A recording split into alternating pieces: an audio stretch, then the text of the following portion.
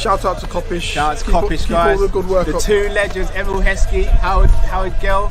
Can't get much better than that, guys. Yeah. You know what to do now. Like, comment, subscribe. I'm with legends, guys.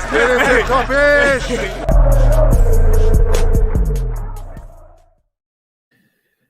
Good evening, lovely people. Hope you're all well. It is Monday, the 22nd of February, and we are back for another Monday Night Live. Hope you guys are well. Matt Drift, how you guys doing? Not good at all, mate. I'm only dancing because it's a Twitch now. Might as well get involved then. Might as well get involved, bro. Yeah, I'm gonna be real. I ain't even. What you say? Just change this to Monday Night Vibes. Is that what we say?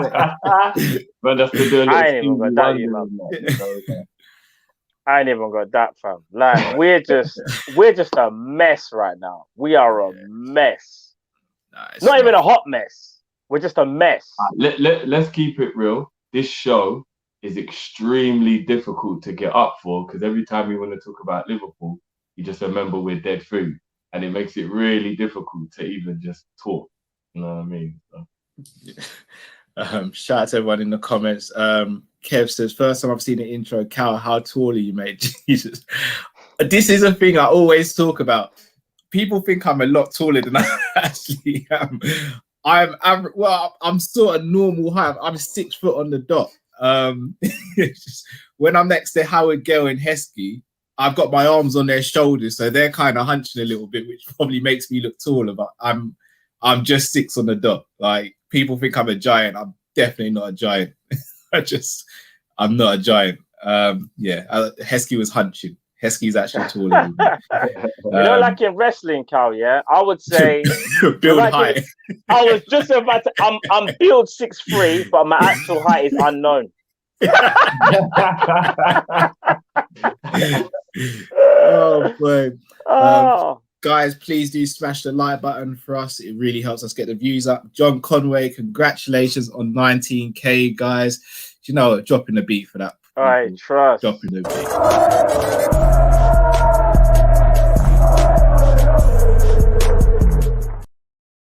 Oi, Ayub, I am not 5 foot, by the way.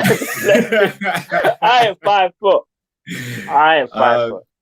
Just on that 19k, guys, we really appreciate it, man. Really do appreciate the support. It doesn't go unnoticed. Bro. Like, trust me. Yes, we grind, we graft, but you guys are the real stars of the show. Like, you keep us ticking over. And we've had a lot of messages from you guys recently saying how we're making you feel better after Liverpool's form.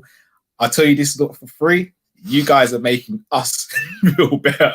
Like, it's a two-way street. We may be spewing out our thoughts and feelings, but you guys are listening, which is just as important. So thank you guys for the 19k. And let's try and get to 20 now. Let's try and get to 20k and keep the journey going.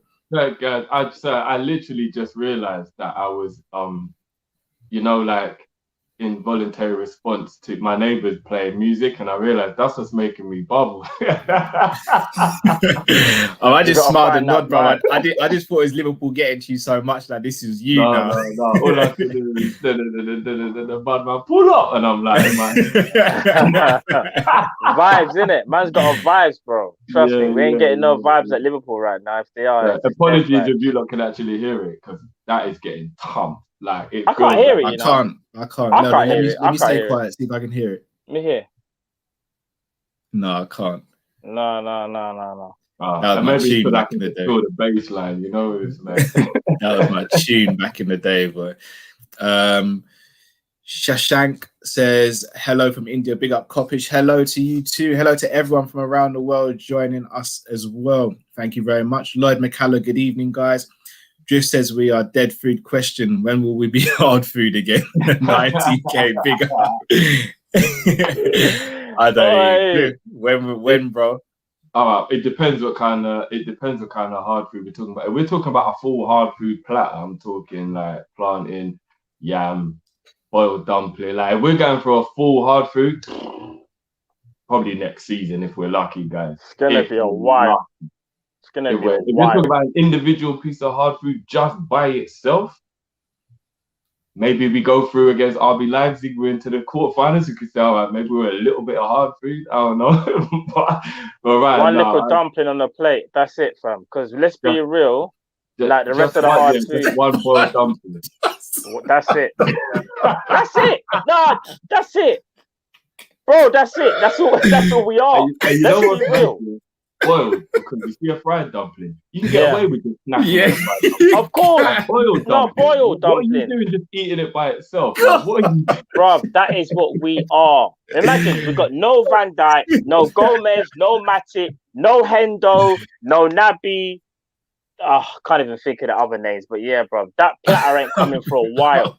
I'll be honest, if someone just brought me a plate with just one bowl on it, but that's what we are. I'd be grateful for the food, but I'd have to say, is this it? Is this what you're giving me? You want to know what's mad though, yeah? Even though what you're saying is completely right, I love dumplings so much. I'd still back it and be happy, you know. We're backing Drift, but you'd look at them like Drift. Imagine I said, yeah, come round Drift with some food and that. I served you guys a plate with one boiled dumpling, just one. Nah. I would be like, okay, so my plate is so ram, you had to give me this separate. And to top it off for dessert, it's a fried egg. Just one fried egg by itself. Fried egg, nothing. Livid. Shout out to Big Six Bands. Go check them out on YouTube as well. Some great guys doing some great things. Just want to clear up something before anyone tries to come for me and say I'm not a real fan because things are bad at the moment. If I find a comment, give me a sec. Rod, the first time Callum not wearing an LFC shirt, really tough times right now. I'm not wearing an LFC shirt out of choice because they're all in the wash at the moment. I wash all my LFC tops together on a delicate wash. I don't let my missus do it just in case a mistake happens because it'd be very difficult for our relationship to bounce back if anything happened to my LFC tops. So I tend to take full responsibility for those, hence why they're all in the wash drying at the moment. Himanshu, uni exams from tomorrow, studying after 9 months. Oh, all the best, Himanshu.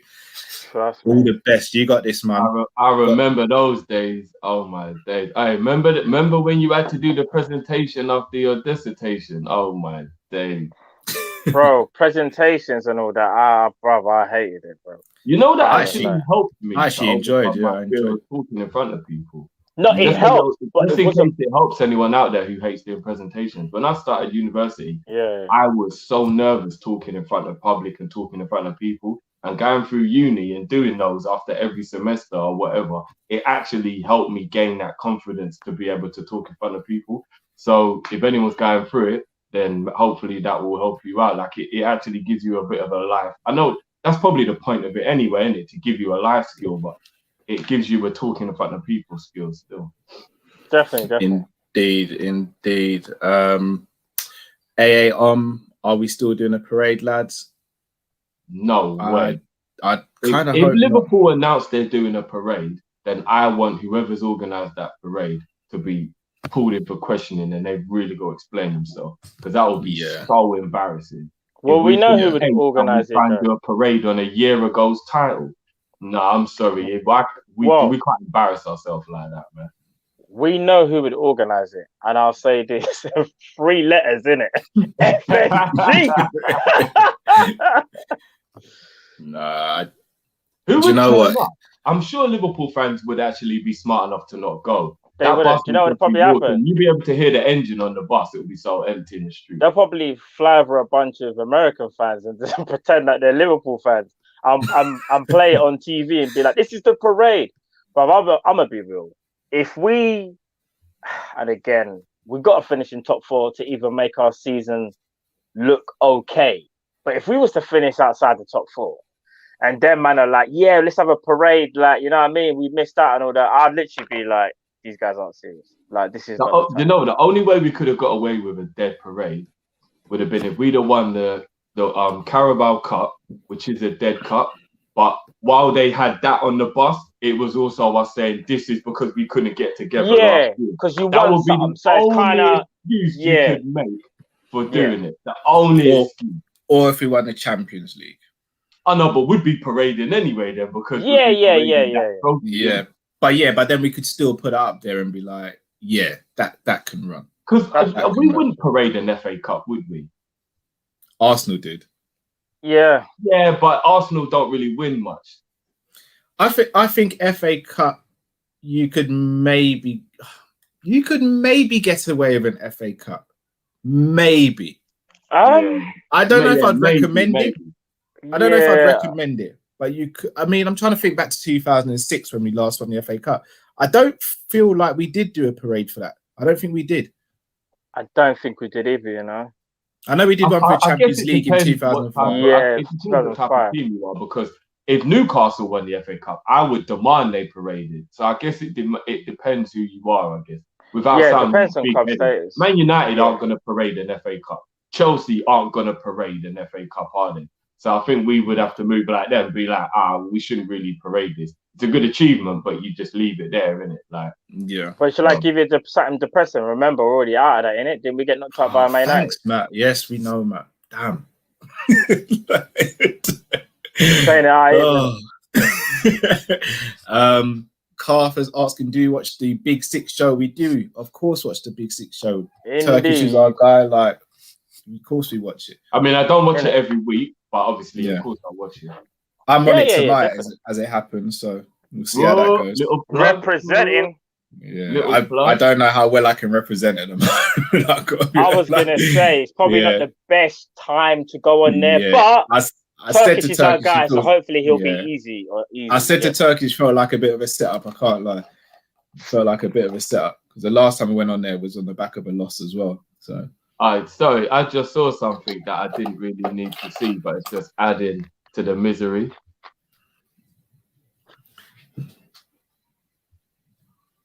There's 39 points to get, and we're on 40. We're in trouble to be mid-table. So the most we can finish with is 79 points.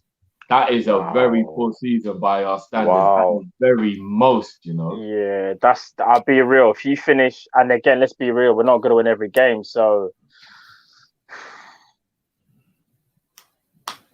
and you know, the worst thing about that is, I feel, because we were talking about this off air, when you've had the 2 seasons that we've had, 3 seasons if you include that unbelievable Champions League run before, we have dropped off so dramatically. I don't know if it's making it seem worse than it is because of how good we were. It's hard to get context in what we're going through right now because we just went off a 97, 99 back to back. And I feel like to hear the most we're going to get now is 79. That's 20 points less than we got last season. I know. It's really difficult to like put into context what is making us so angry. Is it because we're just terrible at the moment, or is it because we're used to near perfection? Because this time last season, people were scared we were going to break Arsenal's unbeaten run, and everyone was talking about, you know what I mean, rare and all this crap. So yeah, it's hard, isn't it? We're judging against our own standards. Because I reckon there's probably been a team who's won the league with 79 points or something. Yeah, I think teams have won it on 81. Yeah, again, our standards are so high in it. So when you look at our standards over the past couple of seasons, you think to what we could get now. Oh my god! Did you see Demo Dre? Did you just see Demo Dre? Is that right? Demo, is that actually right? Yeah. Now read out some of these super chats before we get into 73. You know what? We actually made the league look so easy last season. It's probably what got everybody thinking, like, what's the point in? Remember, think about it, guys. Up until the Watford defeat, we had won every single game, and only apart from the draw against Man United, isn't it? Like, we went on a tear last season. You know, this time last year. This time last year, I was so arrogant when I was having football debates. I was so arrogant. I was that guy in school who had the bigger brother who was the strongest in the whole of the town. That's who I was last season. Yeah, but Liverpool aren't really what? What Liverpool aren't what? 73 points. One game we've dropped points in. What are you saying now? Breaking records. The conversation's over. Now it's just for Liverpool. Yeah. My bad, big man. that's what I get now. My bad, big man. It's peak. It's peak. Let me read out some of these super chats, and then we'll get into the nitty gritty of the show. So Khalid Hussein, guys, our results went south when we lost Gomez. When Matip played okay, we did okay. Ergo, we fixed the defense, we win again. It's a good point. Khalil Hassan again, Justin, Neto, Botman, Larturo, Daka, and Sell Bobby. Some good names there. We're going to have to sell more than Bobby if we were to ever get those players. I'll be honest. For real. You got to sell your PlayStation 1, PlayStation 2, PlayStation 3, all the games, all the control pads, your Super Nintendo, your Mega Drive. You got to sell all of that, mate. And the telly. You know, like that. You just got a PS5 with no TV. You just got to attach it to your phone. You just got to hook it up to your phone and play it to your phone, fam. Man ain't even got Wi-Fi anymore. Banging out 5G. It directly links up to the control pad. It's lit. I don't know if you've seen it. No, I've seen it. It's serious. Ada one, thank you again, my Kopish brothers, for getting us through this depressing time right now. All three of you are brilliant. Nothing but love, my brothers. Nothing but love to you, Dado. Much appreciated. Thank you for that. Appreciate that, man. A-Spec, guys, have you ever wondered why Klopp always buys players that can play 2-3-4 positions? I've realised it's because he knows FSG are skint/tight. Maybe. I don't actually have problem with us buying players who are versatile. I feel as though sometimes you just need to buy a specialist, though. And to do that, you have to be able to be backed to buy a specialist or have the funds there readily available. Hence why Fabinho was a specialist DM. We went and got him. Virgil was a specialist centre-back. Went and got him. Alisson, specialist goalkeeper, especially for the way we wanted to start playing, and we got him. And it's no coincidence we went from a team who just got into the top 4 to a team who lost out on the league by 1 point, and then the following season went and won it by 20 points. So I think it says a lot. M to the O, Matt Holler at Klopp. We need that 4-2-3-1 narrow. We probably do. I'll give him a shout, but whether he answers my calls right now, I don't even know. Basement Wi-Fi down there is peak since we've been losing games, innit? So we only get tokens down there, mate. So you know. Yeah. Do you know what? I'm going to bring this comment up because I was going to speak about this in the show, but I think now this comment's here, I think it's a really good time to speak about it. And Andra, so Cal, I don't understand why you want Bobby at 10. Bobby can't shoot. He won't get any goals, even from midfield. His shooting is diabolical. I want that Coutinho Bruno shooting at 10. Do you know what? I've got to sit here and I've got to say, Andra, while I do think Bobby could play as a 10, your points that you've made there are extremely valid. And I can't sit here and say whatever you just said here isn't a valid point and that we may look to or should maybe look at getting another established 10.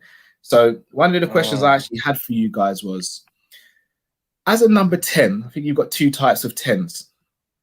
You've got a 10 who scores goals and you've got a 10 who mainly creates. Obviously, 10s can interchange and do both. Like Coutinho could score goals, but he was mainly known for creating, right? Do you think it would be better for us to have a goal-scoring number 10 or a creative number 10? I want a guy who's kind of a hybrid. I know I'm being greedy.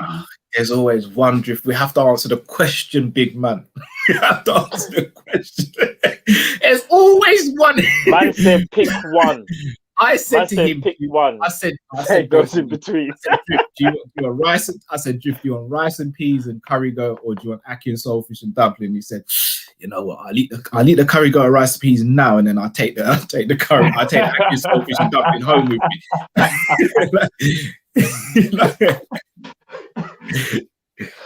Because I look at Bruno Fernandes to take an example. So I think Coutinho, David Silva, they were more of your creative type number 10s.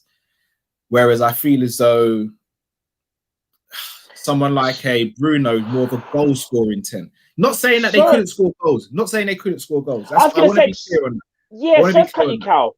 Would you say Coutinho was more of a goal scorer than a creator, though? Because you know when you look at No, he was a hybrid. He was no, both. hear That's me out, what I'm hear me out, hear me No, saying. out. I think Let me I land. think he became a hybrid. He became a hybrid. Yeah, because I was gonna say, would you not say he was more of a goal scorer than like an assist maker? So like a David Silva, because David Silva, in my opinion, as you said, is like that one that probes and passes and will get the assist. Whereas like Coutinho's, I'm gonna shoot from outside the box. I will get an assist, but if I can bang goals, I'll bang goals. Because I kind of see Coutinho more as a goal scoring tenor, and a little bit like He Bruno. was a hybrid Right. for me, Matt. But it All right. but He it was the became a perfect hybrid, as you lot example. said, as he got older.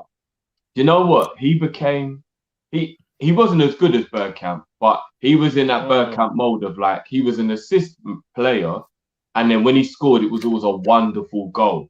But I don't think you would ever really say he's a goal scoring creative player. Like Coutinho would just come up with just magical moments, but he'd probably only get maybe 10 goals a season. I'm not saying that's crap, but it's not like he was getting at the Bruno Fernandes levels where man's getting 20 odd Bruno goals. older though, innit? We're Frank talking Lampard young was Phil. a perfect example. Frank Lampard was a goal-getting midfielder. His assists may have been decent, but he was on the team to score goals in it. That's what his thing was. He got goals. I feel more like Coutinho, and not even just through the perfect assist.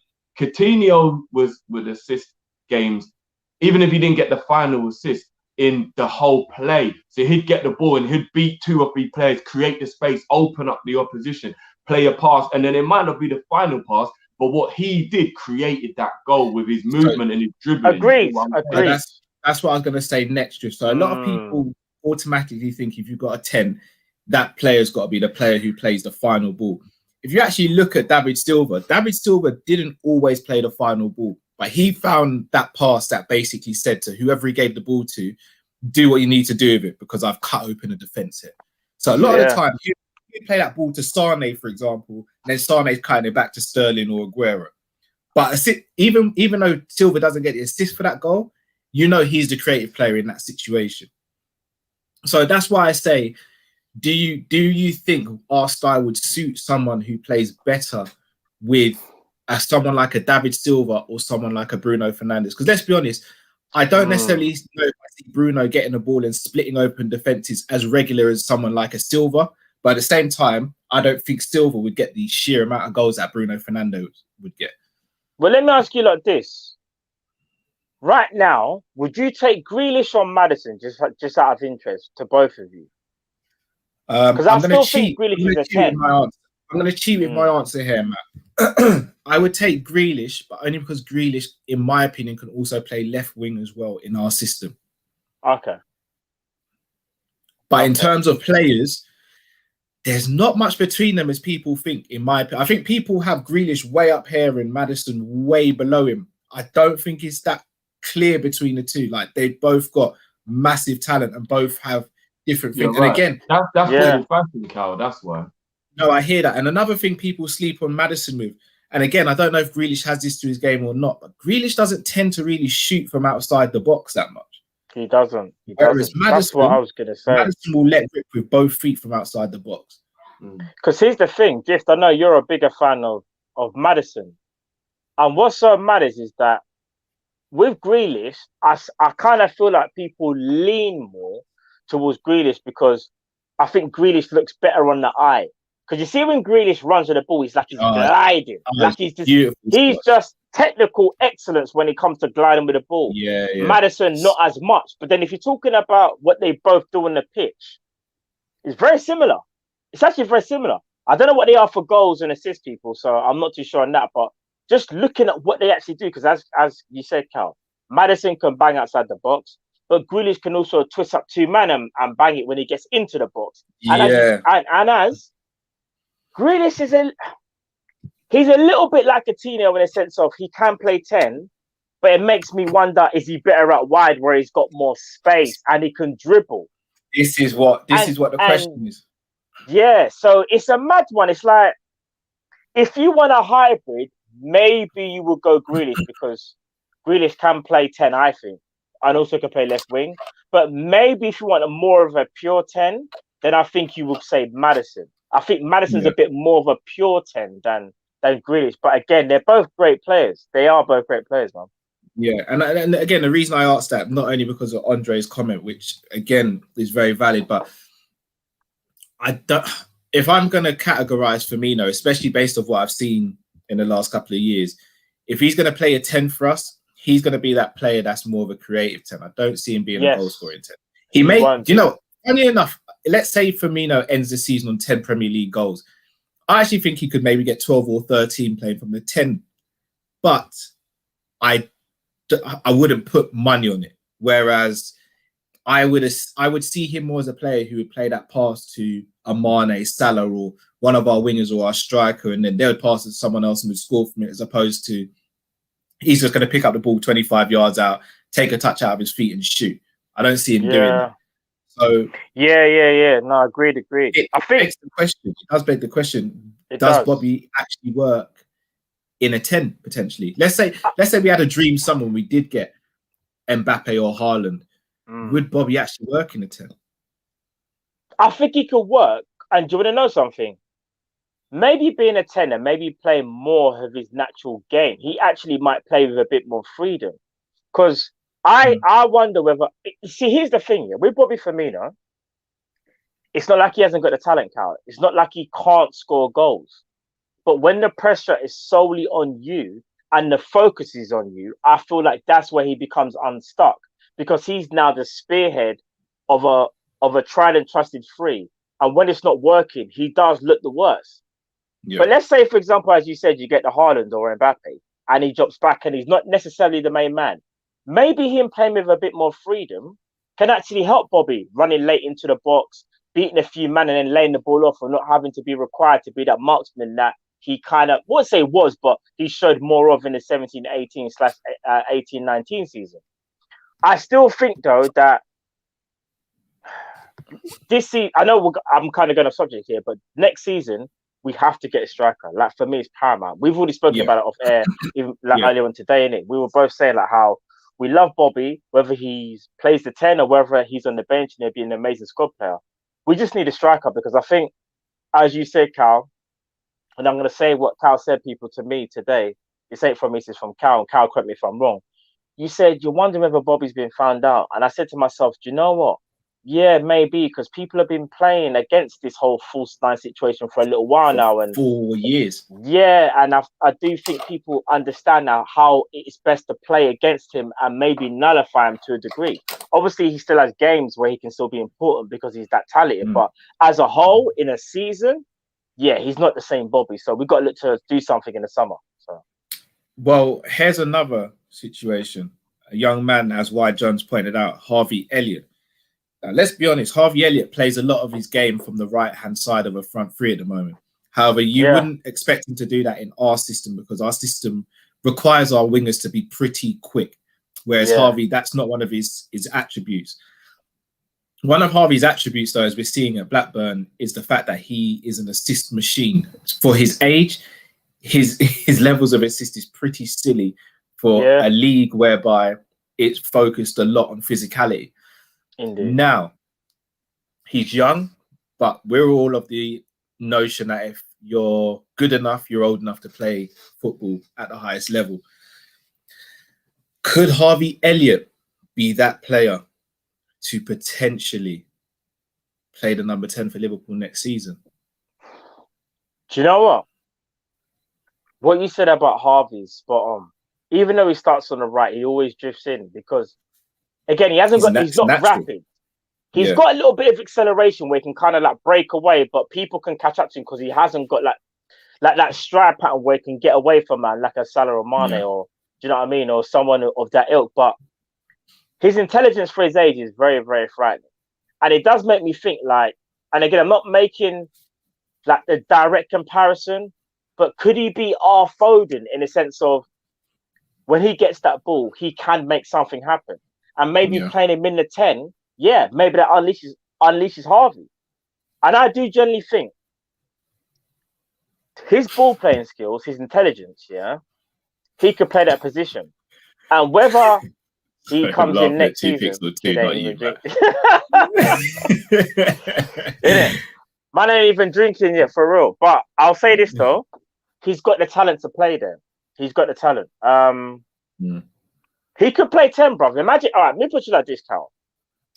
Liverpool buy Haaland, and our 2 number 10s for next season is Harvey Elliott and Roberto Firmino. Are you going to be upset with that, Cal?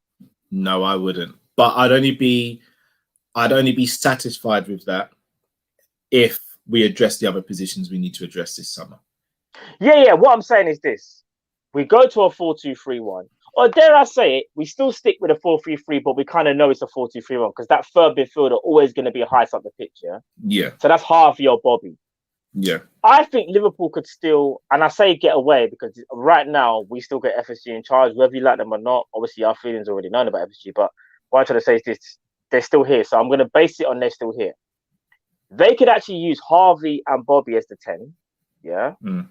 We go and buy a top quality striker, and as you said, address other positions. I potentially think we shouldn't necessarily need to go and get a 10 that, like, if Harvey Elliott is there and he hasn't been given a chance yet. Because one thing I don't want to see is this, he goes, obviously he's at Blackburn right now, does amazingly well, and someone comes in with like a 30 million bid and we go and sell him. And it's all because it was to fund another player. I want to keep Harvey. Let's see what he can do. Like, because I think he's mad talented. I've said that from day. He's got that ball of swag that you're just born with. So yes. You know and he's got confidence to back it up as well. Yeah, bro. Gio Reyna's another player that I see cropping up in the chat as well from Dortmund. Yeah, if I'm not mistaken, he just signed a new contract recently. Correct me if I'm wrong. Yeah. Anyone in the chat, but Gio's quality as well. He is American, so may potentially appeal to the owners a bit more as well. He's another top player. But I'll be honest, Matt, if you were to say to me right now, we get a top striker, a centre back, and a winger, and then Harvey Elliott and Bobby are 10s for one season to see how it goes. I could definitely live with that. I could get on board with that. This is what I'm saying, because I think for me, it depends. As much as I think we need a number 10 in our squad, because I do feel like to break teams down in it. And again, this is where it comes down to the whole low block situation. I know your number 10 can't solve every single low block team, but if they are very good at breaking teams down with their final pass, then Harvey Elliott and Roberto Firmino can do that. I've seen Firmino play passes where you're like, wow. And again, just because he's having a bad season this season doesn't mean to say that he's just not a good player anymore. So for me personally, Harvey Elliott, Firmino in that 10, give it a season. But if you're going to do that, you have to go and get the top marksman. That's the thing, Cal. Because one thing I won't accept is, I don't know, we go and buy, trying to think, but a striker that you look at him and go, what? Yeah, you know what I mean?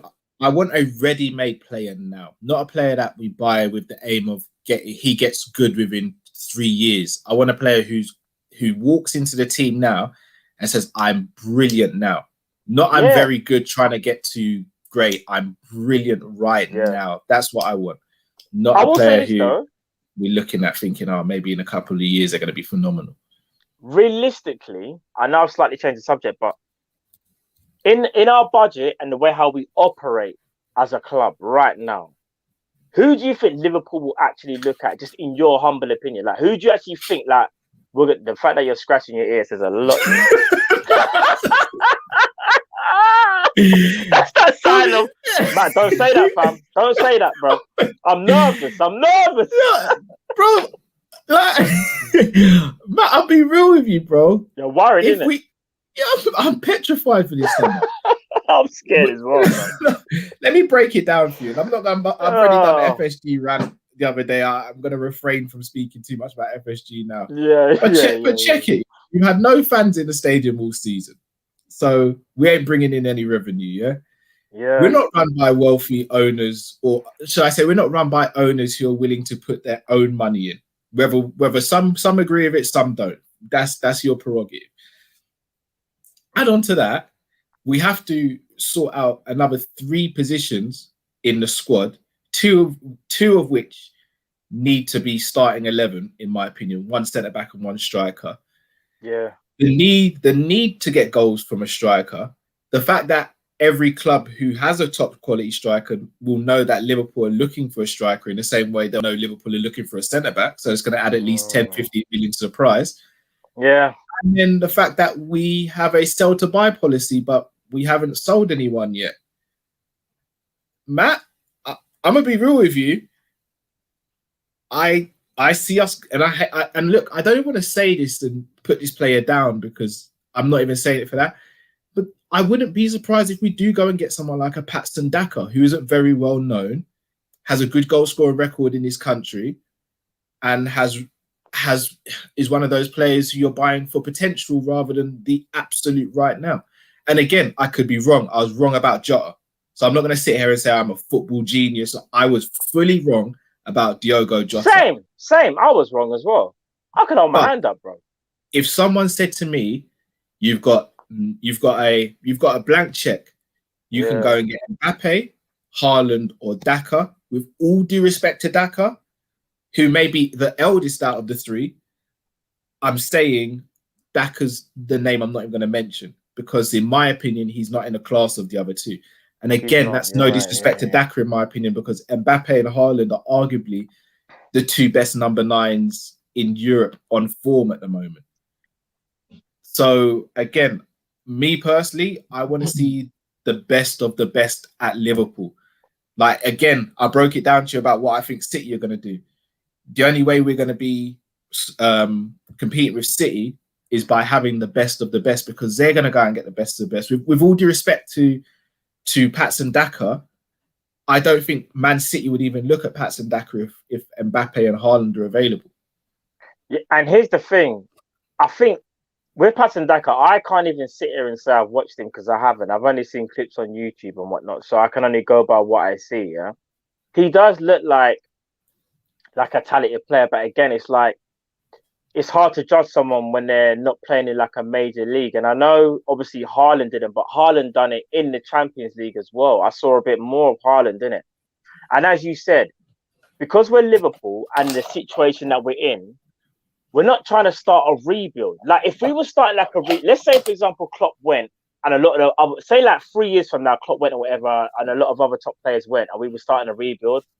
In a way, I would have no problems with Patson Daka because we're starting to rebuild and buying 23, 24-year-olds or whatever, they're all going to come up at the same time where we're not going to be a force again.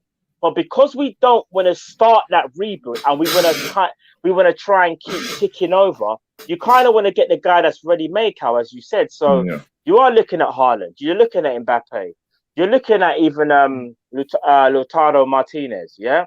You're looking at those caliber of strikers where you know that they're most likely going to bang, or if they're not going to bang, you think they've got a higher chance than what certain man that are like age 21 doing now. So this is the thing. For me, this summer, if I'm being honest, it depends on outgoings, as always. It depends on where we finish. And that's a sad thing to say to Liverpool fans, because we just got to be real, innit? Like, we don't have the owners that are going to spend just for spending's sake to keep us to where we should be. They're going to look at all the financial restraints that they've had, and they're going to analyze the situation, and they're going to tell Jurgen Klopp this is what you have to work with, and he's just got to try and make it best to work. So if I'm being honest, Cal, we're probably not going to get a big boy striker, unfortunately. Let me just weigh in on this quickly before we move on. First of all, apologies for the absence. I went to ask my neighbour to turn the music down and ended up shaking a leg for a minute. He's banging out the tune still. Man said he's vibing, you know. But no, all jokes aside. I hate to break it to you, look, but we will not sign any player who doesn't currently register with Liverpool. So there's a possibility we'll make Kabak permanent, but he's registered with Liverpool at the moment. We'll bring back Harvey Elliott after a very, very impressive loan spell. We'll bring back Minamino after what is currently looking like an impressive loan spell. And all the players that are leaving, they will say they can replace with members of the squad that are currently there, like those guys. So Genie will go, Milner may leave or retire, but then they'll say, well, obviously Curtis will become more thingy. We've got Harvey that can play midfield as well. Like they'll spin it in a way, and then here's going to be the killer part. Gomez and Van Dijk are going to be like new signings because them man are fit now and they've had the year off and they're rehabilitated and all that crap. Yeah. Then plus we've got my man Davies, who we don't know what he's going to be like, but he's obviously there now. So technically on the books, I can't indulge, you know. We'll have Gomez, we'll have Van Dijk, we'll have Davies, we'll have Cabot, and we'll have Matic. Long. So even if Matic Long, goes, man. that's still 4 centre backs that we've got that will be seen as our centre backs, right? Babe, get me a drink, please. No apple juice, something strong. I know I don't drink. Now's the time, though. Now's the time. So is anything strong? I hate to break it to everyone, and I'm not just trying to be like negative for the sake of it. Like, I genuinely believe that this is how it's going to be. There's a pandemic. We won't be in the top 4, and I'm not saying that from being reactionary either. We are not finishing in the top 4, so we're either going to be in the Europa League or we won't be in any Europe at all. Plus, you put the pandemic on top of that. Our owners aren't spending shit. Let's not try and beat around the bush. Let's not try and bring me something hard now. I need a hard drink. And when you actually think about it, as well as Harvey Elliott is playing, if you put aside the fact that we want FSG to actually do something, we've kind of got our own Maddison in the making there for real. So if you like, that's gonna be their rational thinking as well, because it's kind of the truth. If you look at how well he's performing at 17, 18 years old, we've got our Maddison here already, kind of, when you really think about it. So all they're going to do is they're going to apply that logic to their way of thinking, and they're going to be like, well, why do we need to go and spend 50 million on a player when we've got this player here? There's no need to. Do you know what I'm saying? Just fast track him. He's ready. He's been on loan. He's proved it, blah, blah, blah, blah, blah. They're not going to buy anybody. They're not all that lying this about long, like a massive summer signing lined up. I know that was all PR anyway. Even if we make top 4, they're not getting us Haaland or Mbappe or any of these big boys. They are someone not throw the towel in. Seriously, someone throw the towel in. Can I just be real, yeah? Drift, yeah? Can I just say something, yeah? What you're saying right now is facts. Do you know what you're saying right now? It hurts. Just Do you know what it hurts? Of course it does. Didn't need to hear it like we that. we kind of, all us fans, even though like we talk about Haaland and Mbappe's, and because we got to a certain point where we could think those signings look realistic, yeah, we're kind of being brought back down to earth. And the fact of the matter of this is this, yeah. Jurgen Klopp was kind of really the only reason as to why we were ever going to get these players, because he's done an exceptional job with the players that he has and the financial constraints that he's had to deal with, considering he's up against your Man United, your Man Cities and Chelsea's, yeah, that can spend and get any player practically that they want, yeah. I'm looking at us now, and I'm thinking, deep this for a second. Drift, you might not like this, but I'm gonna let you. People will understand when I say this. Cal will understand it more so than you. Drift, you might get a bit annoyed, but we could be sitting here with Divock Origi, yeah, for another. And again, this ain't no shade. This ain't no shade, because this is what I'm gonna say. Careful. So this is what I'm gonna say, Drift. We could be sitting here with Divock Origi again for another season, where the man just can't even be bothered, you know. Where really and truly we should be thinking, as much as you may rate him or even others rate him, if we signed Haaland or Mbappe, you would go, do you know what, Divock Origi, thank you for your service, but we just got Haaland, we just got Mbappe. Yes, you're not going to complain. But I'm going to be real. Divock Origi potentially could be leading the line next season if we don't make like any significant like transfers that are sold, like players that are going out. So if we don't sell players, yeah, and we can't trim the squad, we're going to be left with the same man that are pretty much there now, as you said. Do you know how depressing that sounds? That actually sounds like I just can't be bothered. Like, I'm gonna be real, guys. Like, what is the point? Are we gonna have to go like next season and think, right, you know what? We went through the hardship here, but we've changed formation to the 4-2-3-1 that we wanted, but Bobby's the 10 and Divock Origi's the striker. I'm out. And again, it's no shade when I say this, but when I say it should be Haaland, it should be Mbappe, it should be Lautaro Martinez, where you would even say, do you know what? I respect Origi, but I can see why we've gone for this player because they're a step above. Do you get what I'm trying to say, Jim? This ain't about Origi. Bad choice, but yeah, you're right. No, but you get what I'm trying to say. Like, if I said to you right now, Drift, what you said comes true, and we don't really make any significant signings, and all we do is sell players, and we might get that one or two where they're kind of squad players, and you look at next season's squad and you say to yourself, "Rah, I love Divock Origi, yeah, but he's starting against Man City." No, I would never say that. But here's the point. This is what deep down you would. This is what the whole summer's going to be built up as. Naby Keita fully fit after his great training regime. Virgil van Dijk back to his best. So Gomez, you made me choke on my drink, bro.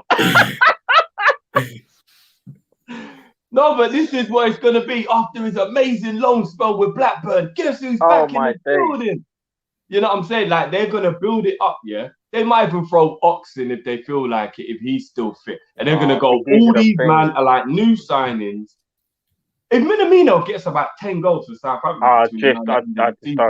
of course they're going to bring him back and say he's coming back like a new man.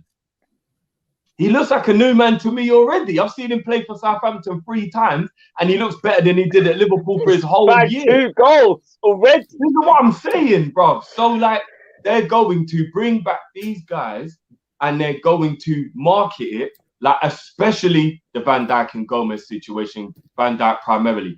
The whole summer is going to be a marketing scheme of we've got Virgil back. They're already tuning it up with all the videos they're showing and all the things they're showing.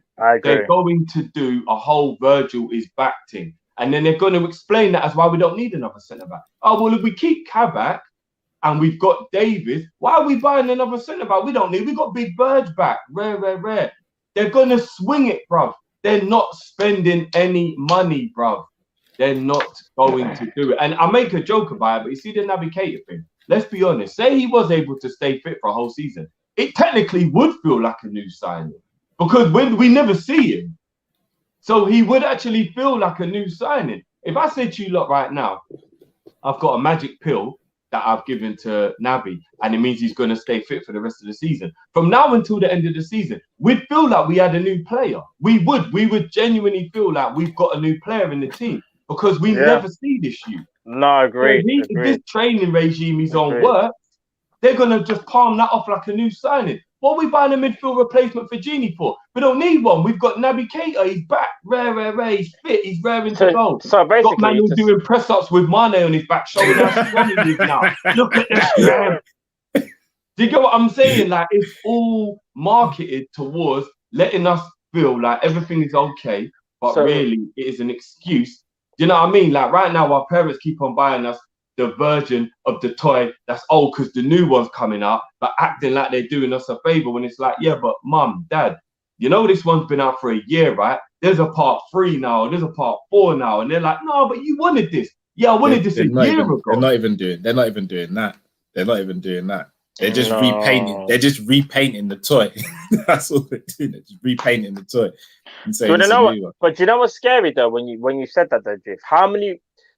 And I don't want to use his name, yeah, because again we don't know how good this guy could have been. But you see, like Brewster, yeah, I personally feel we got lucky for the fee that we got from him in general, considering the amount of minutes that he's played. Not about what he can do, but just the fee, yeah. How many Brewsters do we have at the club where we can go, all right, we can get 20 mil for that player, 20 mil for that player, and do you know, like the conveyor belt of players is running out. No, guys, we've got a couple. But who do you think can fetch good money realistically? Sorry, Drift, let me cut you because I've got a list. I've got a list of players who in my opinion, we should be looking to move on in the summer. You list them off and I'll tell you how much I think we're going to get for them. Realistically. Yeah. I'll do that as well.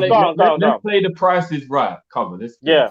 All right, I'm going to write down the prices as we do it, and then I'm going to total up it again.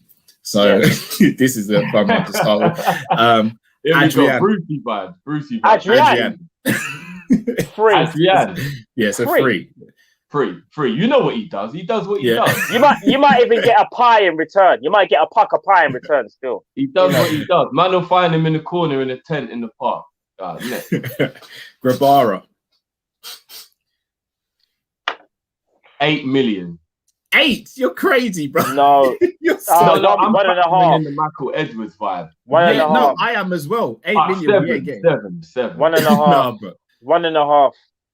No. I'm gonna go 3 mil. 4 mil with 3 million add-ons. That's what I was saying. All right, Drift. I'm gonna go with the highest price, realistic price. So 4 mil with 3 mil add-ons. Then. No, I'm not doing the add-ons. I'm gonna do 4 mil, bro. Man said the add-on. Because that's what we're getting in the summer, not what we're getting. You know, Guevara's better than Adrian, right? That's a conversation for a different day. Yeah, it probably is. It probably is. Loris Karius. Karius? Bro, where's he at now? What's that club called again? Union Berlin. Union Berlin. It sounds like a university, bro. Union Berlin. Come on, bro. All right, He'll go on a free. He'll go on a free. We factor in that when these guys leave, that FSG will count it as wages off the wage bill. No, Drift. We're just doing transfer fees. Bro, he will go on a free. Liverpool will, I guarantee you, mutual consent. You think he'll go on a free? I reckon mutual consent. Trust me, bro. I'd say I was gonna say 3 million for Bro, he's playing at a university. He's playing for varsity. No way we'll convince anybody to pay 3 million, bro. Bro, we ain't getting nothing for it, bro. Mutual consent. Trust me. All right, I'm gonna go in between. Harry is the one when you realise Edwards is human, because there is still one thing he can't do, and that's get a fee for carries, bro. All right, everywhere he's gone. I'm gonna meet you guys in the middle. So you guys are saying 3. I'm saying 3 million. I'll go 1.5. No, you should say 500,000. So let's go to the middle, bro. I don't care. We ain't getting nothing for him, bro. Listen, this guy is playing for varsity. No one wants him, Cal. Do you want to know what's so mad, yeah? Every club that he's gone to, you know, there's always been some madness. Like when he went to Besiktas, they were saying like how, like basically he was just dead, innit? They were like, making mistakes. They don't want to renew his contract. And I think we kind of forced him. He kind of forced them or something to stay till the end of the season. And then I think he left, and then he went. Bro, it's just all a mess with Karius. Do you know what? As much as I hate what he did and how he made me feel, on a human level, putting football to one side, I actually feel really bad for him because he is such damaged goods right now that I don't think he ever is even going to be a good goalie again, because as Cal said in the summer, he's so scarred from what he went through at Liverpool and then having a couple of bad loan spells. I don't think he will ever be good ever again. Like, even at the level he was at, that made us when we bought, he's never, ever going to be even decent again. He's not. He's broken. He's fully broken. 100%. 100%. And so on a human level, I actually feel bad for the guy because he's only about 27 or something like that. And as a goalie, he should have about 8 years of a career left, and he don't. Who's going to take him? It's sad, bro, because I'll be real with you. From a human perspective, when he was crying, and whether people want to say he staged or not, when you see a grown man cry, you don't want to see that, regardless of the situation. And you could tell, even though, like, obviously we still blamed him for the mistakes he made, just from a human point, like, he knows that he's let everyone down, fam. And he knows that, like, as he said, like, mentally, psychologically, he's never recovered from that, and he never will. Let's be real. Like, all jokes aside, he never will recover. That's me being real. So, but I'll be honest though, I generally think it will be mutual termination, because I can't see a club going for him. I could be wrong though. Like, again, someone could be like, I want Loris Karius. Maybe they want him as number 2, maybe even number 1. It depends on where that league is or whatnot, and maybe we can get 2 mil for him. But I'm just saying, as things stands, I don't really see it. That's me being genuine. I don't see it, honestly. Well, somebody actually just said that at Union Berlin, he's actually on the bench. Yeah, he's back up at the moment. Let's move on from Karius. Because we've got some more names to get through. Well, I think we've got another part-life situation, but he's on the bench for Union Berlin. Hey, Lorius, let me know what part you're kicking ball in. Man will roll up still. Bro, varsity fam, you don't need to. Tony Gallagher. I think we'll keep him. All right, fair enough. I don't know. I think we may keep him as well. Maybe. No, One more year. But he's homegrown, though, isn't it? yeah. We'll keep him. We'll keep him. Matip. What are we saying for Matip? I think Matip will probably go for about maybe 3 million because we're just going to be. Yeah, he's only got 1 year left in the summer, isn't it? I don't believe so. No, I don't think so. I I'm think Matip sure will go he's for only about got 1 year left, guys. Matip will probably go for about 10 mil, I think. 10. I think he's only got 1 year left, you know. Maybe, I think 10 mil, because you got to think about it. His contract runs until 2024. Oh, does I said about 10 mil. Yeah. 10 mil, because... Why did I think that he only had 1 year left in the summer? I'm sure I read that somewhere. All right, if his contract runs until 2024, then I reckon we'll get... I still think you got to factor in his injuries. I'll say 8. 8, No, way. no. You've 10 got to mil. factor in his injuries. Bro, it'll be 10 mil with add-ons because of the whole I reckon we'll get 15. base 10. Base 10 at least. Yeah. Yes, we'll How get could 15. be right? You know? Matip's a top quality defender. Yeah, no, but he's 30 and he's injury prone. No, but Drift, that's in the Prem. But if he goes to say like a PSG, who were no, but PSG were rumored to be interested in him. PSG already paid 40 mil for him last summer. If we get more than 8, I'd be very surprised. I will get more than 8. I'm gonna go with you, Cal. More 15, I think. More 15. All right. Even so, than 10. All right, so we'll go 15 for Matip. Yeah. Sepp Vandenberg. Oh Lord. 1 million. Now we'll make a profit.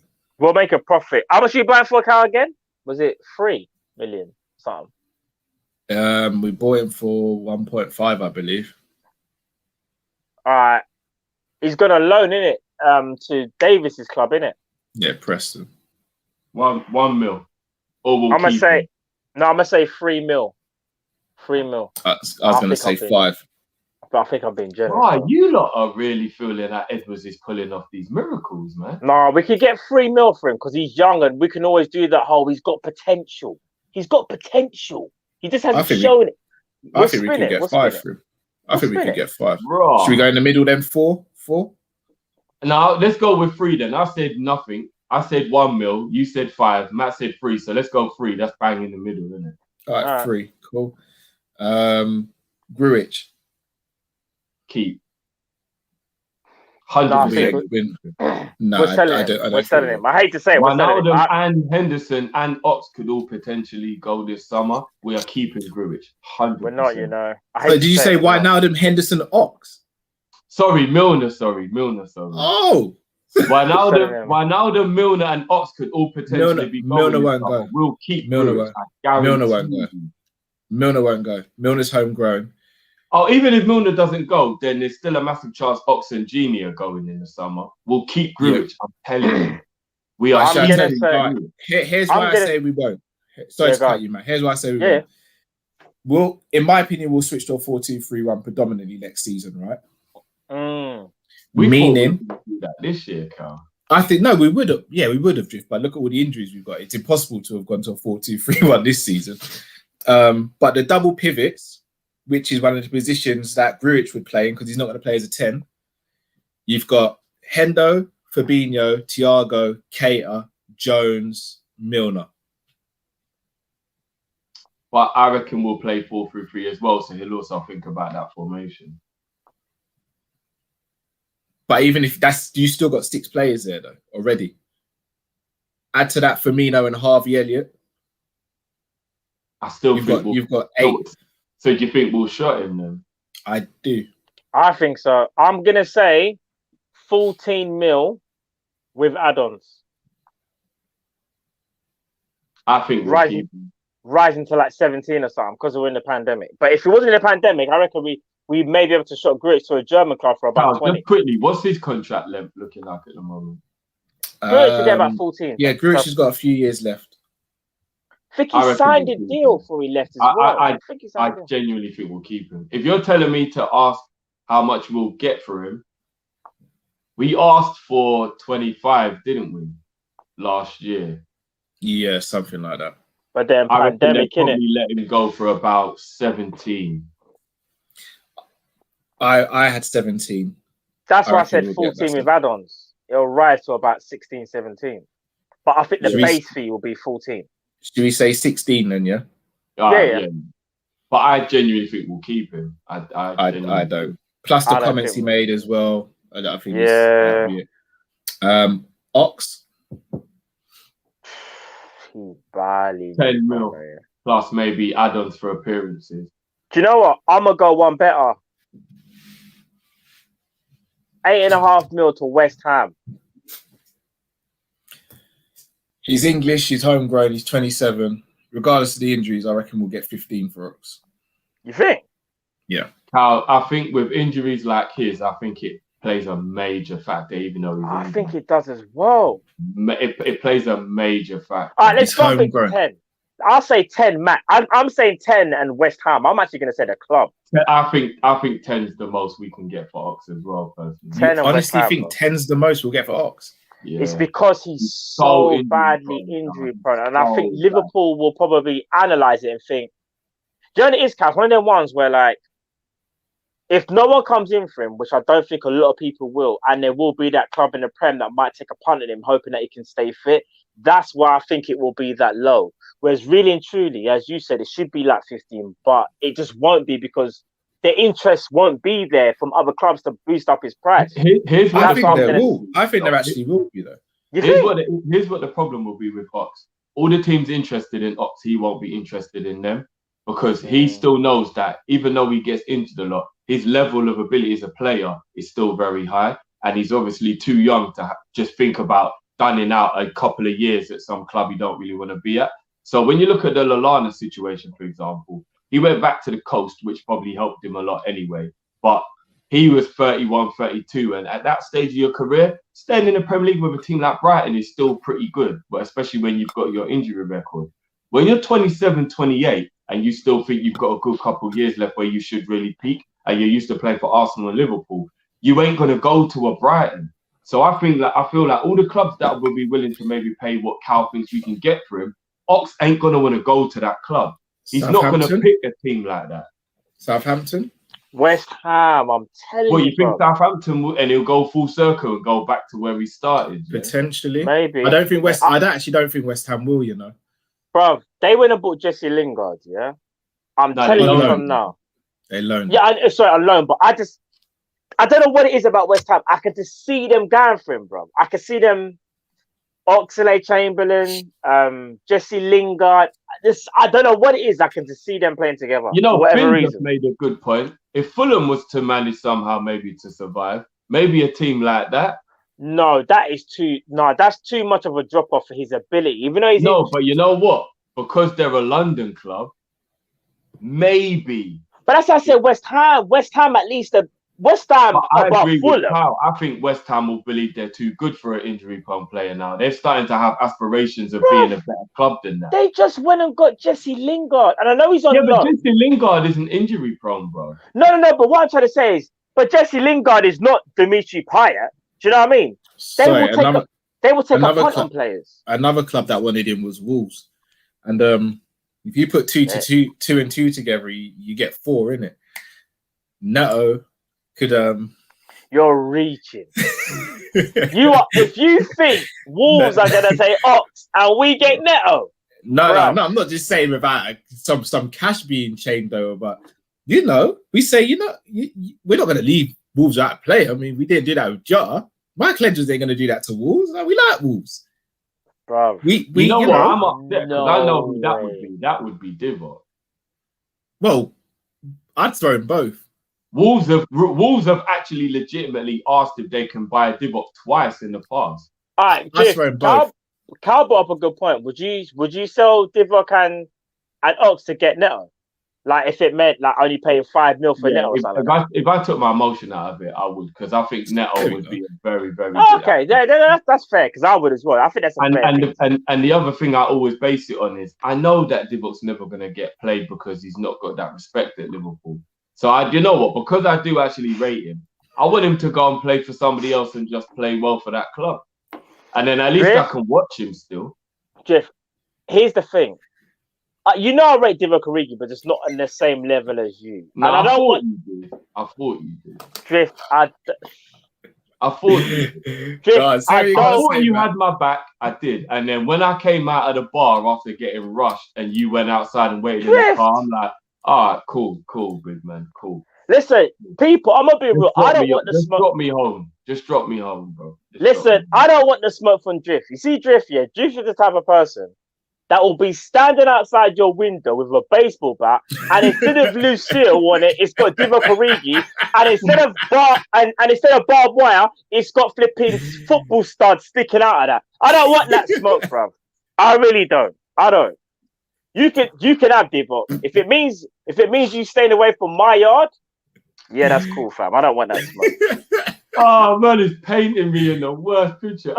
I don't want that. I don't want that smoke, thanks. Cheers, bruv. I want to live tonight. You know what I mean?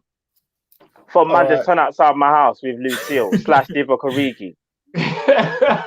Man's cow. It's not even barbed wire, you know. Man's actually gone and got the flipping the studs, the blades attached to the baseball bat. It's long. It's long. It's long. Shaqiri.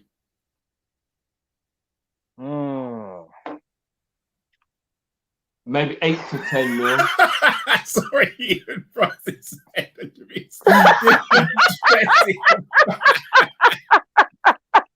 The fuck's stretching. I'm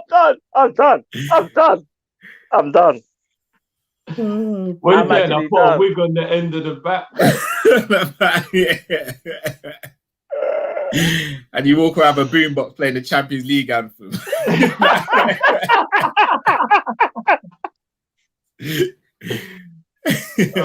I'm out. Shaqiri. I'll say 8 to 10 mil for Shaq. I'd probably say. I'm gonna say 10. Actually no, but we bought him for like 13 or 12. I think we're really lowballing some of these players. I can't lie. You know what? No. We can get 15 for Shaq. I'm thinking about how their Liverpool career has gone in terms of most of these guys. It's all injuries. It's the same story. Every time we're talking about them, we're talking about injuries. I don't think you're gonna get many takers for a high amount. I think we could get 15 for Shaq, but again, it depends on if there's a bidding war. If there's no bidding war, then I think we're selling for like 12. I think we're selling for 12. There was no bidding war for him the summer just gone, and we kind of we did. We had offers for Shaq, but I think he decided against the move, or we decided against it at the last minute. But there was offers around 16, 17 mil for him in the summer just gone. Yeah, I did hear that he turned down a move actually. So I'll still think 10 mil then. I'm going 15 mil. I'm going 15 as well. Yeah, I think we could get 15 for Shaq. I think we could. All right. So attack. It's pretty grim. I'm not gonna lie. Woodburn. Man, what club is he at now? Go on loan until his contract runs out. I'm gonna go 1.5 mil for Woodburn. Where is he? Is he at Southend or something like that? I'm not sure where Woodburn. I don't even know. I don't even know where Woodburn is, bro. Man, and you want to know what? Yeah, he actually burst on the scene, scored a goal, played for his national team. I think he scored 2 goals for Wales. Yeah, he did. Blackpool. He was badding it up, and then all of a sudden, it just faded. That was weird. Yeah. But I think he got bad injuries in it. He did get a couple of bad injuries. He did get injured. Yeah. Yeah. So, yeah, it's not looking good for my man still. Apparently, he's at Blackpool. No, but someone said Woodburn was looking. No, he's in the under 23s. He's on the under 23s. Oh, he's under 23s. Yeah. Okay. Didn't even know that still. I'm saying 1.5. Yeah. I reckon we'll just loan him out again. That's sad, bro. All he does is go on loan. He's been on loan for time. Yeah. I say maybe Swansea or Cardiff, or maybe a Welsh team might take a punt on him based on his reputation still being good in his home country and stuff. Maybe. Awanini. Huh? What? I'll be honest, I don't even know who that is, bro. What? Say the name? I'm just gonna Awanini. I'll be real. I don't even know who my man is, bro. Forgive me, people, but man don't even know. I'm gonna say 1 mil for Awanini. Who's Awanini? He's a striker. Teru Awanini. Oh, the striker. Was it Tario or Tario? No, Or how do you pronounce Tawo. Tawo. Yeah. I know who you're talking about. He was supposed to be at one point a big thing at one point, if I'm not mistaken, right? But it hasn't. We got sold it. I think we got sold a dream with that one. We'll just put him to one side, innit? Who's the next person, sorry, bro? Harry Wilson. 10 mil, I reckon we'll get for Harry. I'm gonna say 12 mil. 12 for lucky 12. We might get a team like Leeds, maybe, who might think, all right, let's take a punt on this kid because he is talented. Maybe if they leave Rafinha in the summer, which I don't think they will, to be fair, but maybe. I'm gonna go 10. I'm going 10. 10. Fair play. That's probably more risky than my 12. Shea Ojo. They'll probably just go on loan again. I reckon we'll sell him this summer. I think he'll go cheap though. His career never ended up being what it was supposed to be, did it? No, I really didn't. I'm gonna say 3 to 5 mil max. Yeah, 2 or 3 mil. Yeah, I was gonna say 2 mil. We'll go 3 mil. It's not gonna be pretty for Shea Ojo, bro. Minamino. I've added Minamino to the list, and I'll explain why. I feel as though Minamino's loan was to get him to a level where clubs would want to buy him, because I don't feel as though he's going to work for Liverpool. I'm not going to sit here and say he's a rubbish player. I'm just saying I don't think he works for Liverpool, and I think the intention for us to send him out on loan was for him to get football, show that he's good, and get a club to pay for him, in my opinion. You could be right, and that club could be Southampton, just making it permanent, isn't it? I was gonna say, even though there's no obligation, moment, he's looking like an extremely good mid-level Premier League player. Like, you know, one of those ones where you're not sure if it had just gone straight to Southampton, there might have been a few big clubs thinking, is he good enough to take the step up? But it's like coming to Liverpool looked like it might have been too high of a step straight away, and now he's back at his level at like a team who finished between, say, 12th and 8th. You know, like one of those kind of clubs. Like, he looks like he's perfectly suited for that. So you could be right, Cal. I reckon we'll keep him if he plays well, though. I see a lot of people in the comments saying as well that Klopp did say he's one for the future, and obviously the loan move isn't permanent with an obligation. I think Klopp's got to say that. I don't think Klopp would ever come out and throw any of his players under the bus. But also as well, I think the reason why we didn't do an option to buy is because, let's say, the option to buy, if we had taken it right now, the maximum I think we're getting from is about 12 to 13 mil. If he does really well there and there's no option to buy, other clubs can come in for him and there could be a bidding war potentially. Exactly what I was going to say. So what about Minamino to Wolves? I don't see that happening. No. I wouldn't be surprised if he went abroad. I think he's still coveted quite much in. Well, I think German teams. I think he could do really well at a German team, like a Leverkusen or somewhere like that. No, for real. If he stays in the Premier Southampton, though, I'm gonna say, right, we bought him for 7.25 or whatever. I reckon we could get about 15, 17 for him. You know, I think we can get 20. Dare I say it? Maybe, yeah.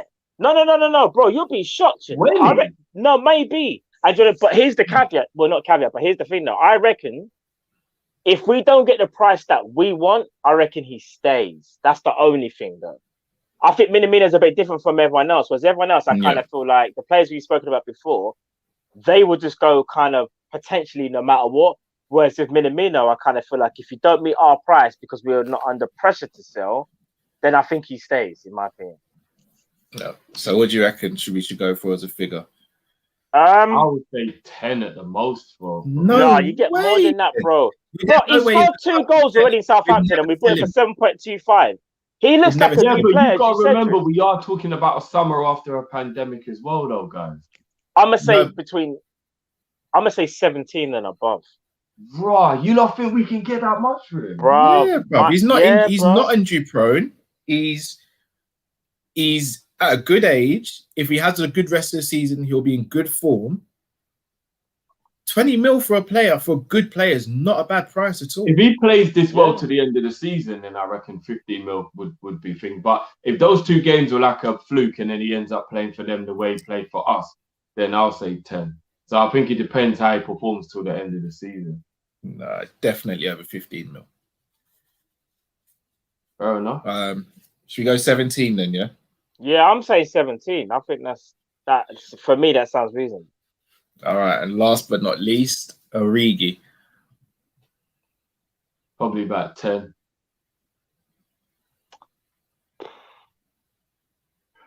Nah, 15 for Origi because he signed a new deal. Was it last season? He doesn't play though. Nobody's been able to see what he's really worth.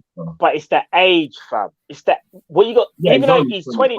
Sorry, this is a good point. Sorry, this is a really good point. When we're talking about fees and stuff like that, let's see if I can find it. So I've missed who sent it. Someone said that we sold Keanu Hoover for 10 million. Remember this, guys. No, but Keanu Hoover had a lot of potential and a hype behind him and was seen as one of our better youngsters. Not that much hype. Not outside of Liverpool. No, I mean within our club though. And sometimes people hear that and they get a bit gassed up, innit? Even still, bro, he barely played for the first team and he still went for 10 mil. Minamino and Origi had played for the first team. And I think we got 10 mil because it was also a situation where we're taking one of your players. So they were kind of on a negotiating thing. I think if Hova was just a standalone negotiation, it might have been a bit more difficult to convince them to want him. Well, no, they paid that money because he's going to be a backup for Semedo. You could be right. You could be right. I'm trying to be more realistic because it's going to be after a pandemic, especially. I feel like you lot. No, I hear that. You're not thinking about like getting teams like Bournemouth and that to pay all that money. No, but all right, let me. Brewster. I was just about to say Brewster was 20.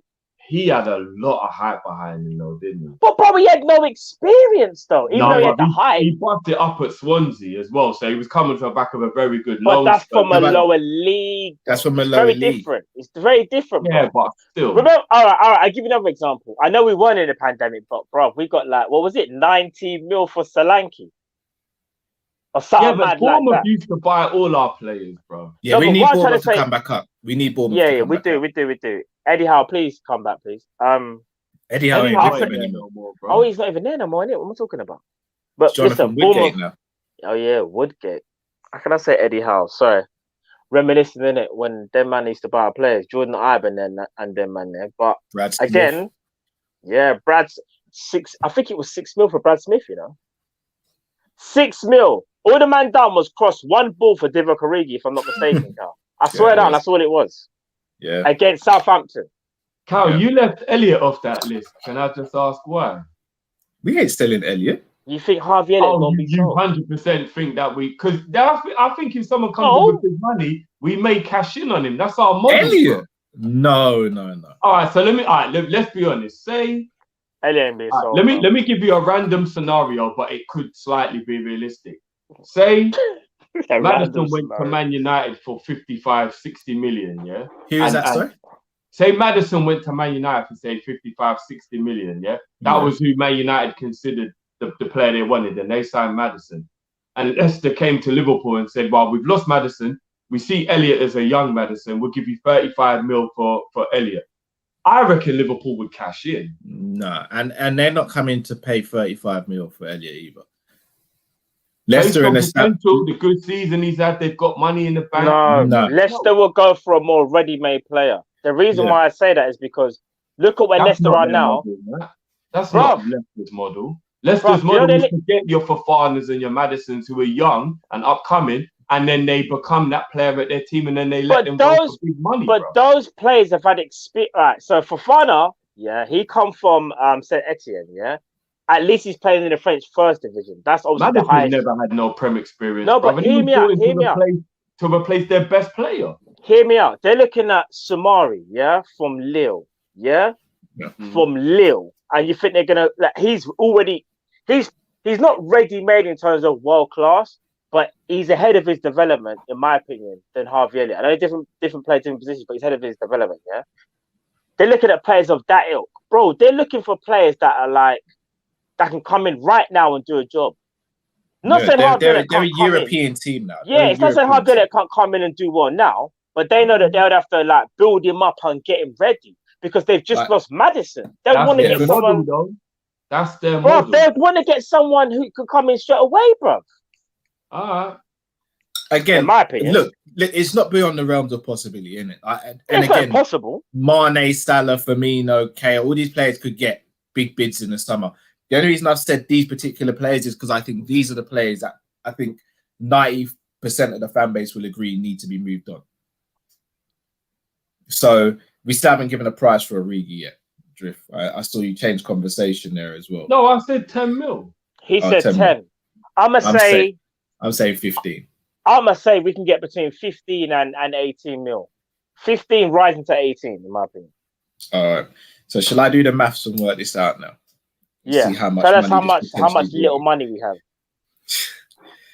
All right. I'm not going to try and calculate this in my mind because I don't want to get embarrassed and say the wrong figure and then get chopped up for it. All right. So let me calculate this up. So I got 4 plus 1.5 plus 15 plus 3 plus 16 plus 12. Feel free to speak amongst yourselves, Matt and Drift, while I work this out. Yeah, I'm just reading some of the comments about some of the figures that we're saying, and someone said Nat. Someone said Nat, guys, like Nat Phillips. It'll be on a free though, isn't it? No, his contract doesn't end. It was actually it doesn't end for a while. Someone said just take him off our hands. Are they talking about if Nat Phillips does have a contract left, I think a Premier League team might take him for about 10 mil because he's performed pretty decent for us in the last couple of games. Guess who that will be? Guess who that will be? Right, you got a situation where chicken and chips, Brighton might be looking for a replacement for Thingy because there's a possibility that he might get his move this summer. I know Callum was a big There's only one player I want this summer. You know who he is. I'll go to war. I'll go to war for him. He ain't coming to replace Ben White. I told you. He's coming next to Ben Mee, Tarkovsky, the Trident. They're going to be our version of Maldini, Baresi, and Beckenbauer. That's it, people. Nat Phillips, the trifecta. We will win everything with those three. We're getting him. That's it. I'll be shocked if he doesn't leave in the summer. Oh man, who? Nat Phillips? Yeah, that's 115 million I've just raised from those players there. How much? 114 million. We ain't getting 114 mil for them players there. I could, calculated. That's how much we just calculated. But when you say it like that, I just know we ain't getting 114. I don't care. You just worked out all the. Do it again. All right. Right. Do me a quick favor then to do the quick maths because I can't be bothered. Times 2.5 million by 19. Times 2. I'm not gonna do that. So you're telling me we're gonna get about what's that? 38 plus whatever. No, because I'm gonna minus straight away the gate receipt money that we lost all season by having no fans in the whole. No. I can't. 100% FSG is gonna do it. 100%. Matt, am I lying? Am I lying? Are they not gonna want back all the money they lost from all the gate receipts from the whole season of no fans? They are. No, they are. We can't speak about that though. I'm just saying we've got to keep it real, bruv. So you got to take away that money straight out of whatever profit we make this summer. We can't. Remember, we got bills to pay, bro. Bro. And one thing I will say about FSG is whenever we spent money on players, received money from players, Klopp has been allowed to reinvest that. Yeah, but we're in a pandemic. Yeah, but that's for the business side to sort out. That's not for the transfers to sort out. How you don't know who we're dealing with here? How's acting like you don't know like this don't happen? That was in denial, He's in denial. Look at his face. That's the stage of grief that man's in denial now, isn't it? Man can't accept. He's like, no, that's never going. Nope. You must be mad. Nope. You know what? As crazy as it sounds. Someone just made a good point in the comment. should we not actually technically think about adding Firmino and Naby to the list of the players we could potentially sell? Not this summer. Fabinho. No, Firmino. Oh, I thought you said Fabinho. No, Not this Firmino summer. and Naby. Can we not think about adding them to the conversation? No, because we're trying to strengthen the squad. We're trying to strengthen the squad. I don't. Again, it's something to debate if we're gonna put Naby in there. I don't put it like this. Yeah. Sorry, Cal. Out of the two, it would be more Naby than Firmino, in my opinion. That would get sold. I'll be real. It would be based on favoritism. No, based on what's been done at the club. Like Firmino's proven. Yeah, Firmino's done more. But I will say this though, he's more of a favourite in my opinion.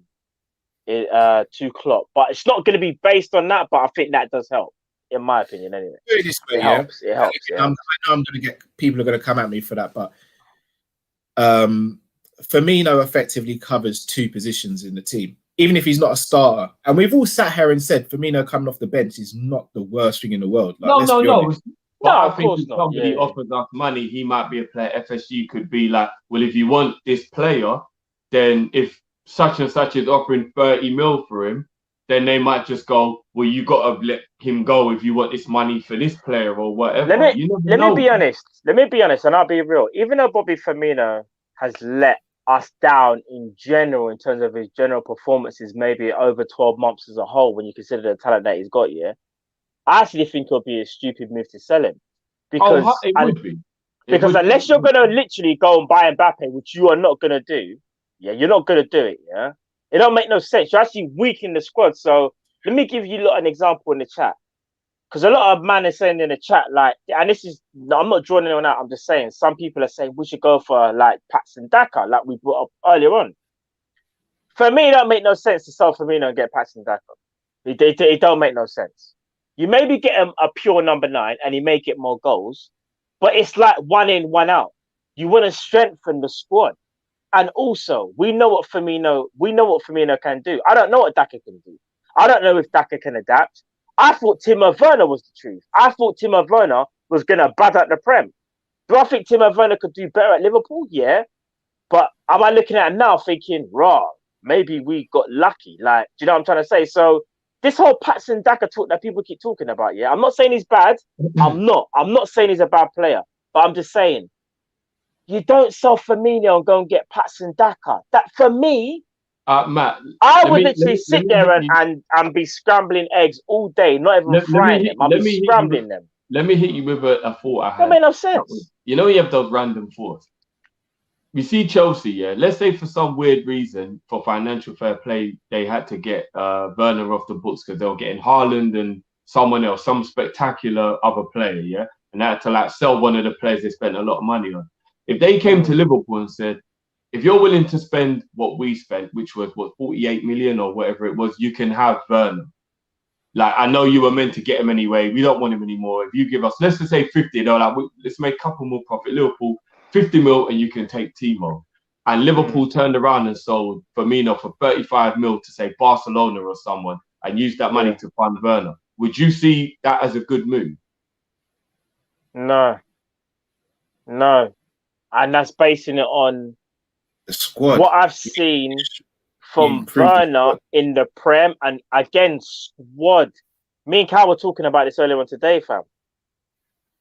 It can't always be one in, one out. You already know this anyway. We've had these conversations for years, bro. We keep saying, like, as a fan base, like, it's been drummed and like we've been conditioned to think that, if we want to buy a player, you got to sell another one. Like, keep Firmino. If you're going to get Werner and you badly want to get him, you go and get Werner. That doesn't mean to say you have to sell Firmino. Yeah, but you're talking logically and you're talking in terms of being common sense. I know. You know what owners don't give a shit about. No, I know, but there has to come a time though, even under their ownership here, where they've got or Klopp has to persuade them somehow and be like, listen, you've allowed me to do certain things, but what you guys don't realize is I've always had to sacrifice something. Yeah. You can't always sacrifice all the time. Like, you've got to be able to like stabilize your squad and then build on what you have. It can't always be like, I've got to sell Mo Salah and then maybe I can get Mbappe and such and such. It don't But make no sense. I know how we're run, and we No, ain't of run course, to we beat the know. squad. That's We why know our as well. squad isn't great. It's just frustrating because we're Liverpool, innit? Like, well, when you talk about history, prestige, and what we've done, we are up there with the best of all of them. We are the best. So when we say we are the best, and if people don't think we're the best, yeah, why can't we do what some of the best are doing? Like your Man City. Chelsea don't even really deserve to be in that conversation because they only came in when Abramovich came in, but we'll put them in there because they spent money and done what they needed to do to get there, right? Man United have been doing it for time. You don't see Man United selling their top player to go and get another player. It don't make it like We're can't keep basically subtracting. Like, Mike Tyson, still the baddest man on the planet, but he's selling his yard because he can't afford to live there anymore. I didn't want to say that, but yeah, basically. Like we keep beating. It's just Thrifty, frustrating. you didn't need to bring my name into this, Thrifty. Can't allow it. Don't use me as one of your analogies, please, Thrifty. Don't do that. don't do that, Thrifty. Man said you gotta eat your children. Just staying on the topic of Bobby Firmino and speaking about two other players now. So Mane and the returning Jota. So first and foremost, Jota coming back is huge for us. But there is a lot of pressure on him to deliver now. Too much. Which is crazy. Yeah. When you think about it, when he came in at the beginning of the season, there was zero pressure on him. None whatsoever, actually.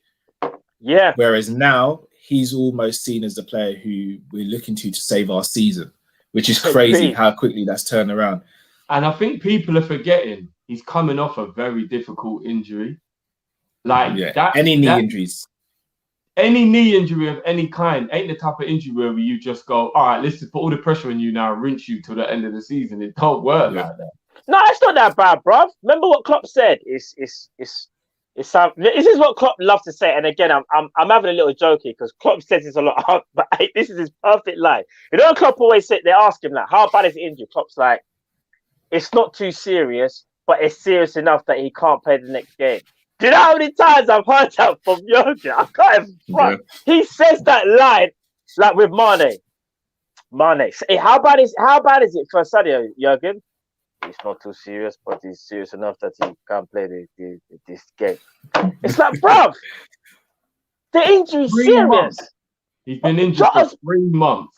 Bruv, 3 months amount of times. Is a very long time to be injured when you're around professional physio. Bruv, 100%. Of course it's serious. 3 months is a long time to be injured. So if I love really Jurgen, but you got to start using that line. We can't just rush him back in. We can't just. It would be a really stupid decision to just rush him straight back in. Yeah. Well, let's be real. I'm gonna be honest, guys. It looks like he's coming back into training apparently on Wednesday. We're not playing again till, is it Sunday or Saturday, guys? Yeah, Sunday. I want him to train for 2 weeks before he plays with the first team. Bro, he's been doing individual training apparently for 18 days, yeah? He's probably going to get 3 to 4 days worth of team training. I guarantee you, most likely, Jota will be on the bench, at least for the game. He'll be on the bench. I don't think he will. What, not for Sheffield United? For Champions League, did you say? No, just in our next game, I think he'll be on the bench. No, not our next game. Maybe the Champions League game, maybe. But I don't think that's a good idea, though. I reckon the earliest will come back is the Chelsea game. I think that's the earliest will come back is the Chelsea game. Do you think Klopp realises? See, this is my worry when it comes to anything to do with Robert, because in my opinion, he's Klopp's favourite player in the whole team. I don't know how you lot feel. I think Alisson might push him a bit close, but I think Robert is his favourite player in the whole team. No, Virgil. Do you think so? No, I think Virgil is only in terms of football. No. I think even opposite Ali and Robert, like he just likes them full stop. Bruv, like the players, I think it was I think it was Robbo and Trent when they did that Wingman series on IG, yeah. They were saying like, who do you think Klopp's favourite player is? And they were like, it's probably Virg. And then I think but that player is in on the pitch because he's so good for us. I mean, like all round as a person, just everything. He adores Robert, bro. No, he loves a Virg, bro. You see when we normally And I say normally win a game because we've done it for a while, yeah. And when Virgil was playing, bruv, look at it again. Normally, it's Virgil he goes to first for that big hugging. It's always like it's like he wants to have a little chat with my man first, and then he'll speak to Ali. And Ali's up there. Ali's in tier one. Yeah, they're both in tier one. They're both in tier one. He loves. He loves Ali. Forget about him being his favourite. Then Virgil's his favourite. I'll give him that. Yeah. But Robert is still in his top 3. I'd probably say, even if I agree. There's no way he's gonna force him out. He's not. What you've got to do is you've got to think about this, and I'm trying to think I'm trying to even just be rational. If I was Liverpool manager, Divock Origi would be in the starting 11, and if you man told me not to play him, it'd be very difficult for me to understand what you lot are talking about. No, I'm playing Div. Yeah, simple. So this is the same thing of trying to get Klopp to stop playing Robert right now. It's not the same. It's not the same. No, it is, bro. It's not. Because if you thought, you know what why I know it's the same, bro. When there was an interviewer who asked him about the fact that Robert hasn't scored that many goals and whatnot, and I think it was after he missed like a chance that we lost the game or something. The way Klopp looked at him and was like, I'm gonna make this like I'm talking to everybody, but really I'm talking to you, pussy boy, yeah. And he was like, if anybody doubts the ability of this man, I have no idea what you do, what you watch, or what you know about football. Yeah, you're a joker. How dare you doubt Robert as anything more than a spectacular footballer? Bro, to me, that makes me know he's not going to see how we're seeing it. Let's never compare. Let's never compare the contribution of Divock Origi to Liverpool and Bobby Firmino, please. That's not what I was doing. I was comparing the kind of favoritism of how I would feel like if I was the manager. No, like him being the manager. No, I'm saying when you said it's the same as you playing Origi and the same as Klopp playing Firmino, it's not. You're playing Origi out of favoritism because you like the guy. Klopp is playing Firmino out of favoritism because Firmino, for the majority of his career at Liverpool while Klopp has been there, has been excellent for Liverpool and what we've achieved. Yeah, but he's been poor for 12 months. Matt said it himself. And a long time to be. Origi's probably been poor for his whole career. No, but this isn't a comparison, Cal. I get it. Let's not make this personal, bro. I'm not making it personal. I'm still what I'm saying here is the reason, and again, this comes back to the whole squad thing. The reason why Klopp is playing Firmino is because he doesn't see anyone else on the bench who can play that number 9 role. Whether we agree or disagree. Let me land whether we disagree or agree. When Firmino was playing poor, did he get dropped for Jota? Yes or no? He did, didn't he? No, he changed the whole system, Cal. One game he changed the game in one. He changed the system in one game in which, if we actually look at it, had Firmino and Salah actually been clinical in the beginning of that game, we would have ripped City to pieces with that formation. Now, again, I'm not saying Bobby is brilliant this season because he's far from it. But Jota, if Jota was fit and Firmino still had this form, I guarantee you Bobby would be sitting on the bench. Nah, he would have changed the formation. Killer combo. Why would he change? Why? But he didn't. The Atalanta game. He did change it again, bro. He did it once, Drift, to throw them off, and it worked in the first half. No, we didn't win the game, so it didn't work, bro. No, Drift, you can't say that it didn't work. We were poor against City in that game, bro. And what did they do against us? No, but that wasn't the point. They were in poor form at the time. We should have won that game. We really should have won that game. No, but whether we're in poor form or not, when we played that game, Klopp switched to a 4-2-3-1, which no one expected, not even Guardiola. We pressed the hell out of Man City. And Robert was poor in that game. He was poor. He wasn't poor in that game. Man, am I lying? Wasn't him and Jota both terrible against City? Both of them were crap in that game. I would have said Jota didn't have a good game against Man City. He didn't really, because remember, but again, it's because he was kind of shoehorned to it. He played on the right in that game. Yeah, I know. But no one had a great game. I wouldn't say Firmino was shocking. I will say it was shocking because remember, I was maybe I was the only one on that day when I was like, some of his passing was actually decent, but overall we wasn't great. But Our whole he was all team, right. He was average. He wasn't nothing. yeah, like our whole team was average that Yeah, day. We yeah. weren't to say terrible. Terrible was 7-2 against Villa or other games. That's terrible. Like they weren't terrible. They All played right, they against a weren't very terrible, but they weren't good enough. You're gonna fire. they played against the best team You're in the gonna league fire. currently right now and got a 1-1 draw. Yeah, but at the time, City were there for the taking, and I don't feel like that So were formation. we. So were we. I don't think that formation. Anyway, the point I'm making is he would have changed the formation to keep Robert in the team. He wouldn't have dropped him. But isn't that what we've kind of all said though?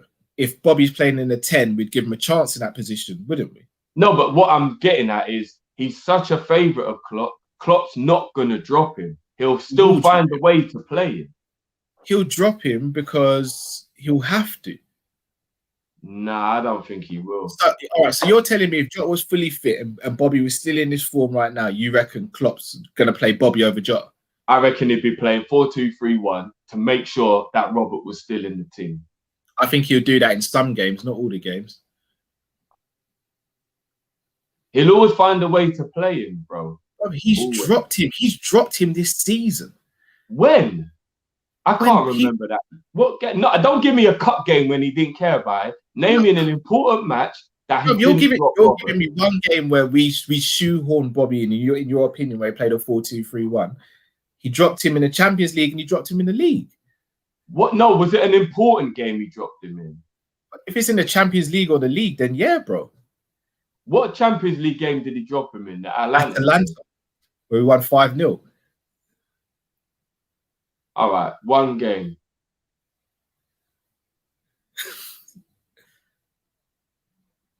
Maybe. I still feel like he'd find a way to play, but you might be right. He did it. There's one example of Maya to back me, and there's one example to back you. Put it this way, yeah. If Jota come back into the team and he's absolutely fine, and Bobby's still out of form, Jota will start over Bobby. If we're playing a 4-3-3, if we're playing a 4-2-3-1, then yeah, I think Bobby will start in the 10, and then Jota will play up top, or Salah will play up top. Thing is, I ain't even got a problem with that. I just feel like he's just such a fan favourite of Klopp's that I don't really feel like Klopp's going to drop him. He'll find a way to shoehorn him in. But that's because we've got no one else on the bench that he trusts, whether we agree or disagree. He doesn't trust the others. And he's kind of got reason not to as well.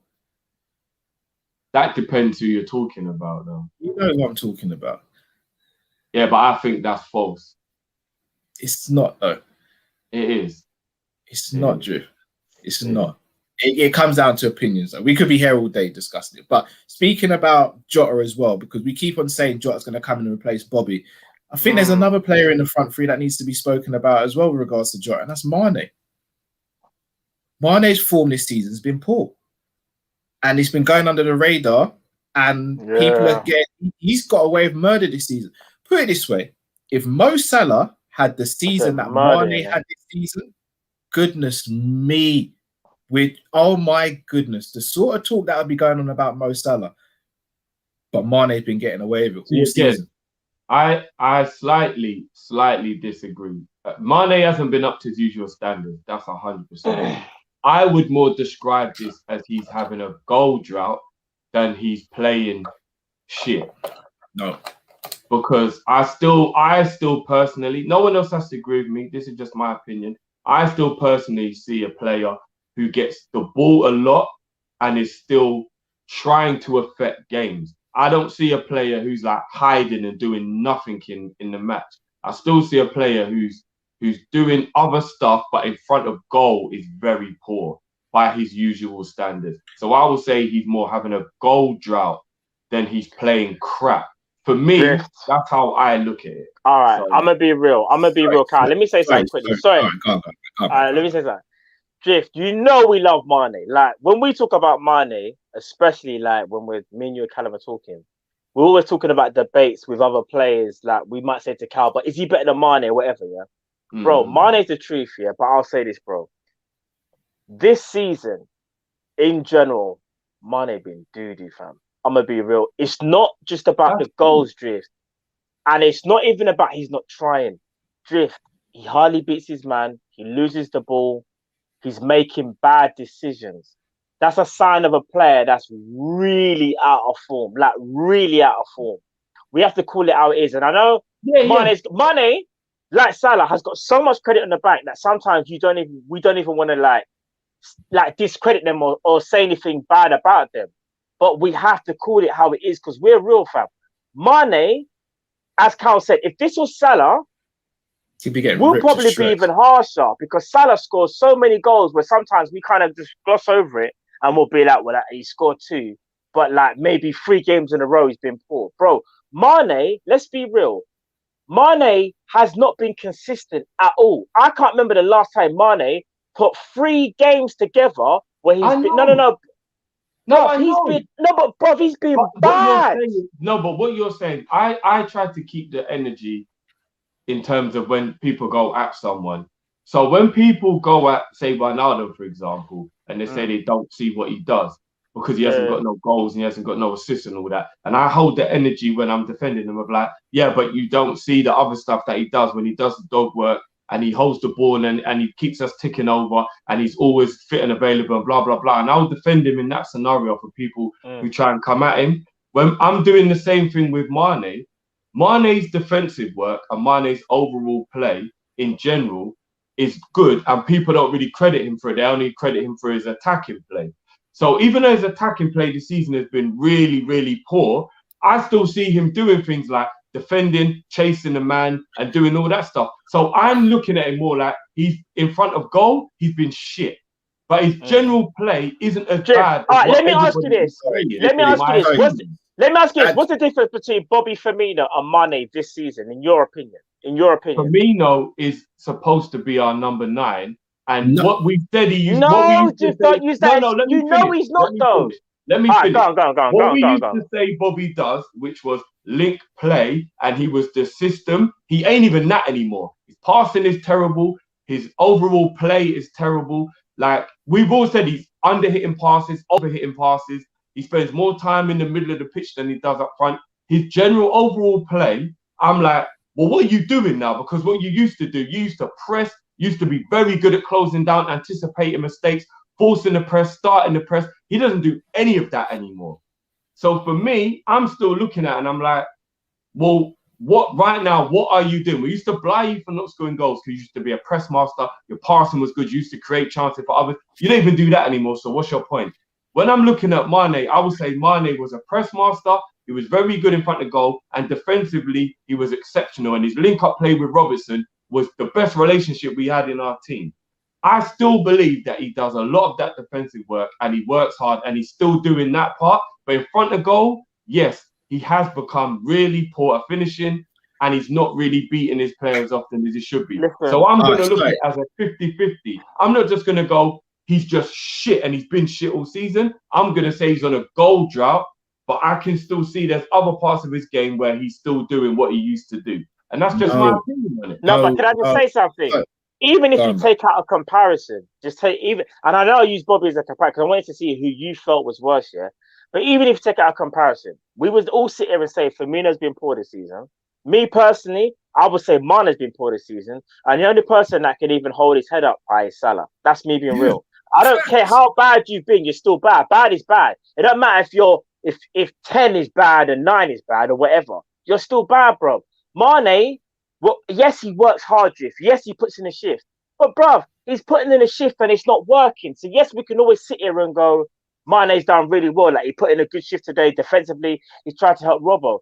But he's still being bad, though, bro. It's just that that's a caveat that he does that he's able to defend well. It's like, Mane, just look one last thing, Cal, just quickly. And I'll let you roll, Cal, because I know you've got a lot to say. Just quickly, Mane is an inside forward or a striker, however you want to see it. The fact that he does defensive work is a bonus. But what we're supposed to judge Mane on, and the reason why we've sat here for the last 3 to 4 years and said he's world class, is because of his attacking genius, that what he has at his disposal. Mm-hmm. Obviously, we talk about his defensive stuff, but it comes down to more about his attacking. Because there's no point sitting there and we're all going to say he's world class when, let's say, for example, Mane got 5 goals, But then, I don't know, he's helping out Robbo every game. We wouldn't say he was world class. We would just be like, well, he's a very diligent winger who does very well. Like he knows what he needs to do. We rave about him because of his goal scoring exploits, fam. And the thing is with Mane, bro, we know how good he can be, but he just hasn't been that this season. That's how I see it. I never said he has been. He has been poor attacking wise, but I'm still going to respect. And you lot know I'm not even just gassing. I always bigged up his defensive play the whole time. And I'm not going to ignore how well he's doing in but that. we can't rely on that. That's the thing, though. He's not. We can't rely on that. Great. I'm still going to keep it fair. That's just me. All right. I'm going to ask you, if I was to ask you, and be completely honest about this now, let's be completely honest about this, regardless of where their starting position is on the pitch or what number they have on their back. If I was to ask you, what is Mane's role in the team? If you were to give me a CV and you said, what are his 3 main roles in the team? What would you say they are? To attack, score goals. To attack, to score goals. It's a drift. Sorry, Sorry, my bad. Sorry, say that again, Drift. To attack, to make runs down the left side of the pitch, to score goals and to help Robertson. I disagree. I think his main 3 are to score goals, attack down the left, and to beat and take players on. Yeah? No, but attacking down the left and beating players is kind of in the same bracket. I would disagree. I mean, the best way to attack down that side is to beat the player. Not necessarily. Same, really. I don't. I think they're 2 different things. The reason why I feel the way I do is because the way our team's been designed has been very much Mane and Robbo on that side of the pitch are more defensive, and Trent and Salah on that side are more attacking. And that's why Salah gets away with a lot of defensive work, because the design of our team has kind of been that way. That's not true either. Like, they all do the similar. It's all right. So we say that. You think Salah defends? Let me finish. Let me land. So we're talking about Mane's running going backwards, right? So should we not have the same energy for Salah's running forward? The fact that he's the one player who consistently tries to break the lines with his running all game. Because I've never put Salah down. No, I'm not saying you have, but he doesn't get the same credit as running backwards, though. So us saying that Mane's running backwards, agree. Us saying that Mane running backwards to defend, it should be lauded. So should Salah's unselfish running, where a lot of the time he runs forward and doesn't receive a pass. That's not unselfish. That's not unselfish. He's doing that for the glory of getting the goal. That's not unselfish. Unselfish, getting the no goal. glory in what you're doing. To help the team to win. If a striker's making a run into the box consistently to try and score a goal, that's not unselfish. That's for the glory of the goal. Or also, Drift, he's running also to make space for other players and to be an outlet as well. Why has it always got... Bro, you do realise the striker... Sorry, Matt. Yeah, no, sorry, bro. Go on. When Trent whips it down the line, Salah can't score from those positions. He can't score from those positions. So he's making that run to alleviate... He's making that run to alleviate pressure, to receive the ball, to bring the team up the pitch, and then hopefully we can score a goal from that. Not every pass Salah gets is in on goal. He gets a lot of passes down the wing and in positions where he can't do anything apart from control it and bring someone else into play. So that also should be used. When it comes to Mane has missed probably more clear-cut chances than anyone this season. Yeah, probably has. But he's still getting into that position, right? Bobby's still getting no, but Bobby's getting into that position and missing as well. We don't ease up on him, and rightly so. Not really, but all right. But between Mane and Bobby, they've had like 23 shots in the 6-yard box and only scored 4 combined between them. And I think they've had 2 each. Oh. I would hazard a guess they've probably had around the same amount inside the 6-yard box. I mean, they're different types. One's supposed to be in there, but all right, cool. So which one's supposed to be in there? The striker. Who is in our system? No, don't use that one. Firmino is the striker, Cal. He's supposed to be in there. So again, Firmino's a striker, but his average position on the pitch since Mane and Salah have been at the club is the deepest of the front 3. Yeah. So hold on. Is Salah a striker as well then? or is he not? In our team, he's the more predominant of the two wingers, but I would still say Firmino's more of a striker, should be more of a striker than Salah. Should Should and be. what's happened? Not what it should be, because in It's your what mind it it should be is. because he's playing a Call number it how 9. it is. All right. But in this situation, all we're gonna do is spend about another half an hour arguing about it. I But it's accept where not- you lot are coming from with Mane. I'm saying, and I said at the beginning, from a personal point of view, I think he's had a goal drought season. I don't think he's been shit overall. So for me, I'm upset with how well he's doing in front of goal, but I'm not upset with him to the point where I think he shouldn't be in the team. Whereas someone like Robert, I don't think he should even be in the team anymore. That's just how I'm looking at it. If you lot told me drop Mane like indefinitely because you think he's that bad, I would say no, that's a bad idea. If you said drop Robert indefinitely, I would say yes, that's a good idea. He hasn't been good enough. And that's just my take on it. So I get where you lot are coming from, but that's not how I see it. And if I said to you, Mane isn't going to play another game to the end of the season, if any of you lot said, I think that'll be all right, he's been shit anyway, I'd be like, you lot are crazy. You're actually crazy. Where if Jota was fit and you said to me that Robert ain't going to play again this season, I'd be like, are we really going to miss him anyway? That's just my opinion. do you think Thiago should play DM? No, not at all. But he's got number 6. He wears the number 6. Yeah, but he's supposed to play in the double pivot with someone next to him to help him, not on his own. Not on his own. So what is your reason for you thinking that Bobby's our striker as opposed to Mane and Salah, who are actually our strikers in our system? Because when he stopped being the system, because his overall play wasn't good anymore, at least score goals. And he doesn't do any anymore. He doesn't assist. I'm not saying never ever, because he's got the odd one, like that beautiful flick he did against Man United, even though we didn't win the game, and little bits. He does little things, but I mean, the general consensus, he doesn't assist anymore. He's got 5 assists this season, and Salah and Mane. Yeah, but bro, if he's the system and he's supposed to be the assist master, that's terrible, bro. How many games into the season are we? 30 games. Who's our top assistant? Who's our top assistant this season? Yeah, but we're having a terrible season. How many goals have we even scored, bro? We've got one goal at home all year, and it was a penalty. So hold on.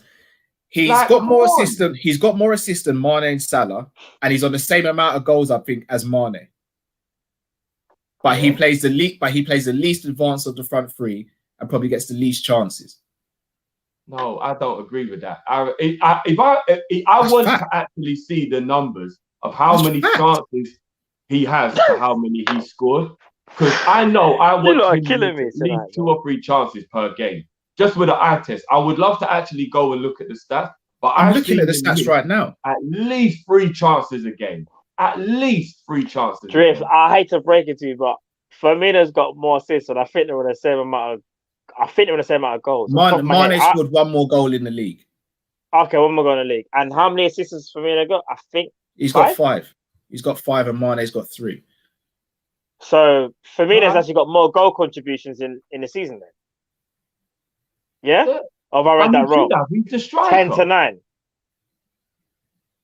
He's the striker. Is that right? Yeah. Well, 11 to 10. Drift, you know what you're doing. I'm just having an opinion, and I said let's just move on, because all you're not going to do is keep on going into like group. No, I'm not saying that. Hear what I'm about to say to you. We know in our system as Liverpool, even though it says 4-3-3 on that team sheet, we know deep down it's a 4-3-1-2. It always has been since Bobby's been playing that false 9. We know he's not a striker. Let's just be real. We know this, yeah? Mane and Salah have always been our strikers. They just have been. And I know what it is you want Bobby to be that 9, because 1, he's got 9 on the back, and 2, if you're supposed to be in that front 3, your main job is to score goals, because the others are perceived to be wingers, right? But bro, the way how it is it's that we are theoretically a 4-3-1-2, where Bobby drops deep and the other 2 are kind of more strikers. That's just kind of how it is, isn't it? So. And again, I just want to say as well before anyone goes crazy. I think Bobby has had a terrible season this season. Terrible season. But his job is to create space and try and create goals for the other two, whether it be directly or indirectly, right? Mane's job is to score goals and beat players. So if I'm saying Bobby's had a poor season because he's not assisting enough and he's not creating enough for players around him, then I'm going to say Mane's having a poor season because he's not fulfilling his core job responsibilities at Liverpool right now. All right, well, that's cool then. Like I said, I'm not going to act like I don't see all the hard work defensively and creating space that Mane does. If you lot don't want to see it, that's fine. Like, I'm all right. I hear that. No. But Kyle, let me say this. That's fine. No, let me say this. Drift. We're talking about one of the best attacking left wingers in world football. Yeah, and I said attacking wise, he's had a poor season. You keep bringing up to defend him about how good he's been defensively. As you said, Drift, you said yourself, we're having a poor season. It's important. No, Drift, hear me out. Drift, hear me out. We're having a poor season, Drift, yeah? We're having a very, very poor season. Do you want Mane to be trying very hard and doing his due diligence in defence, or would you rather him score goals? It's because it's like as simple as that.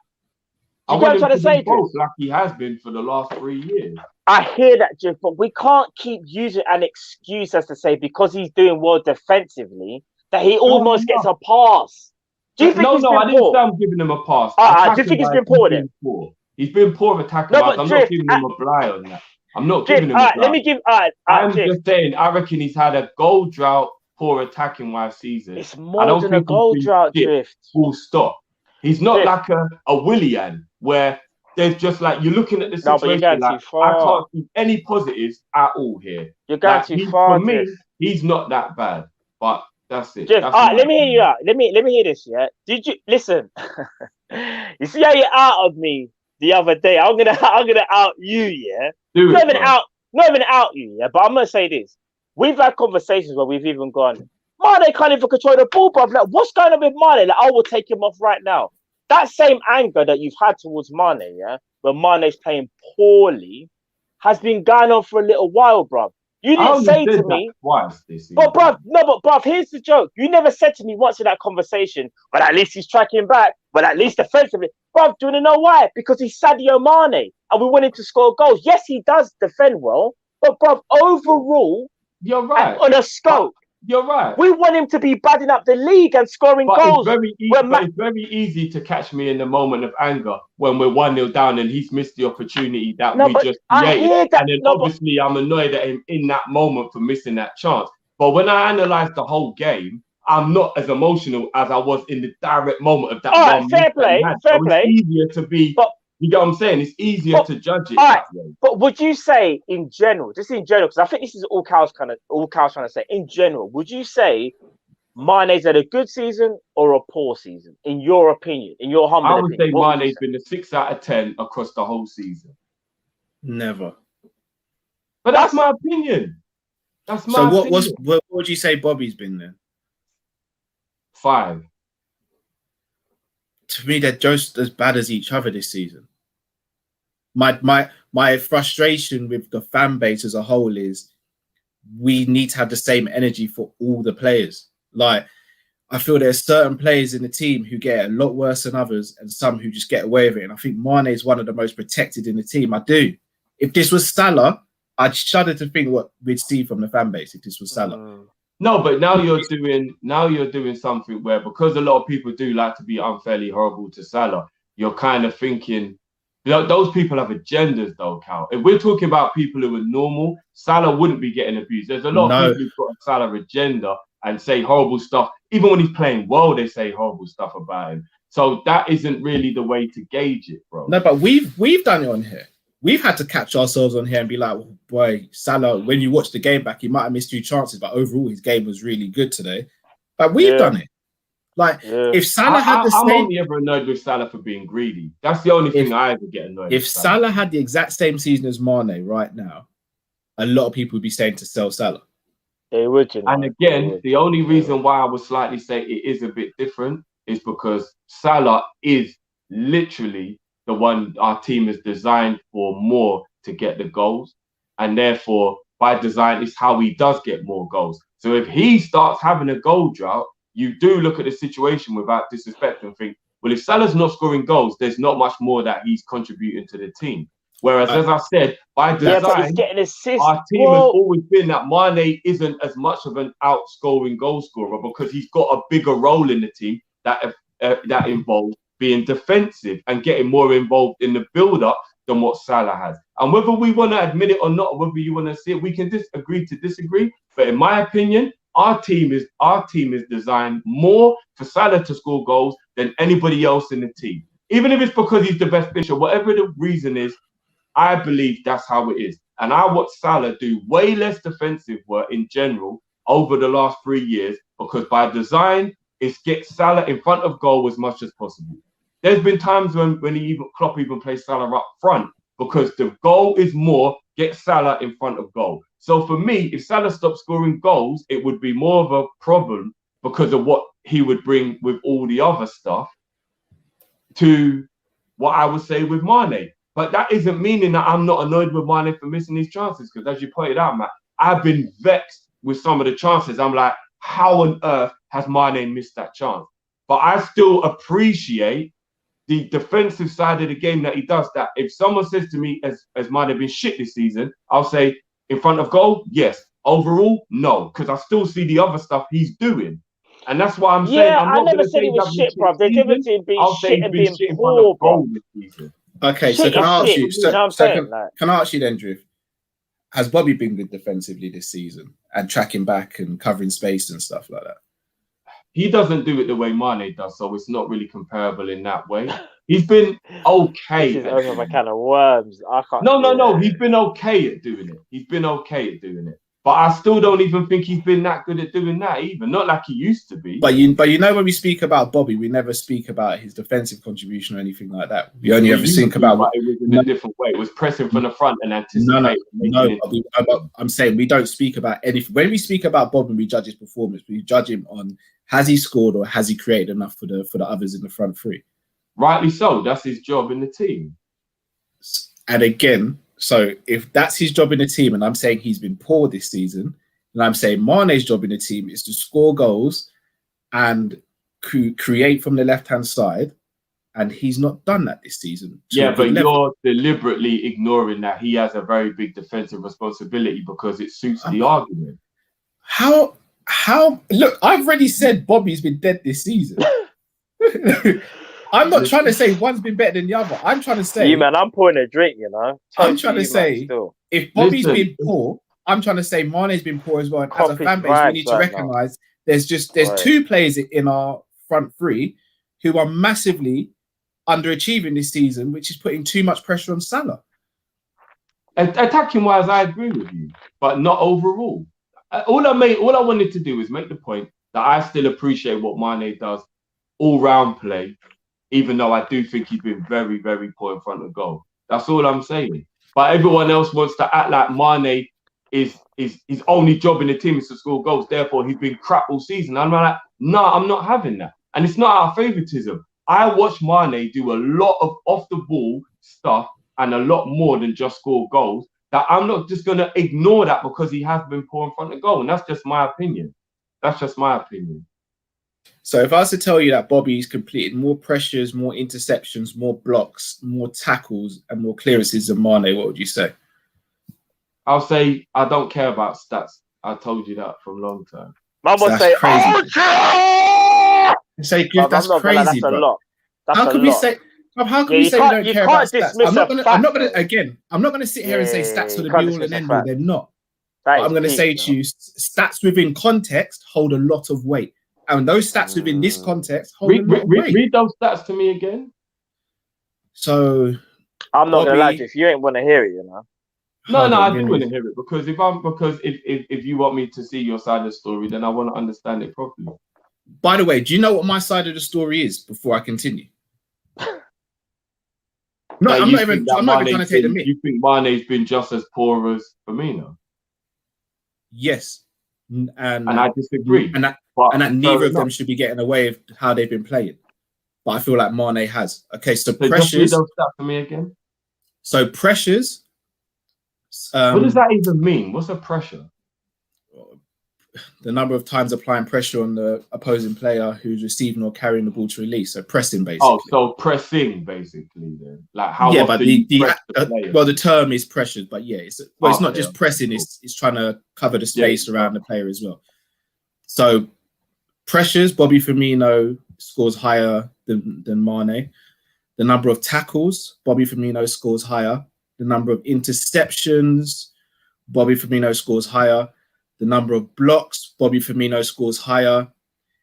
Clearances, Mane wins that. And aerial duels, Mane wins that. So out of the 1, 2, 3, 4, 5, out of the 6 conditions for defensive contribution this season, Bobby has won 4 by a big distance as well in terms of numbers, and Mane's won 2.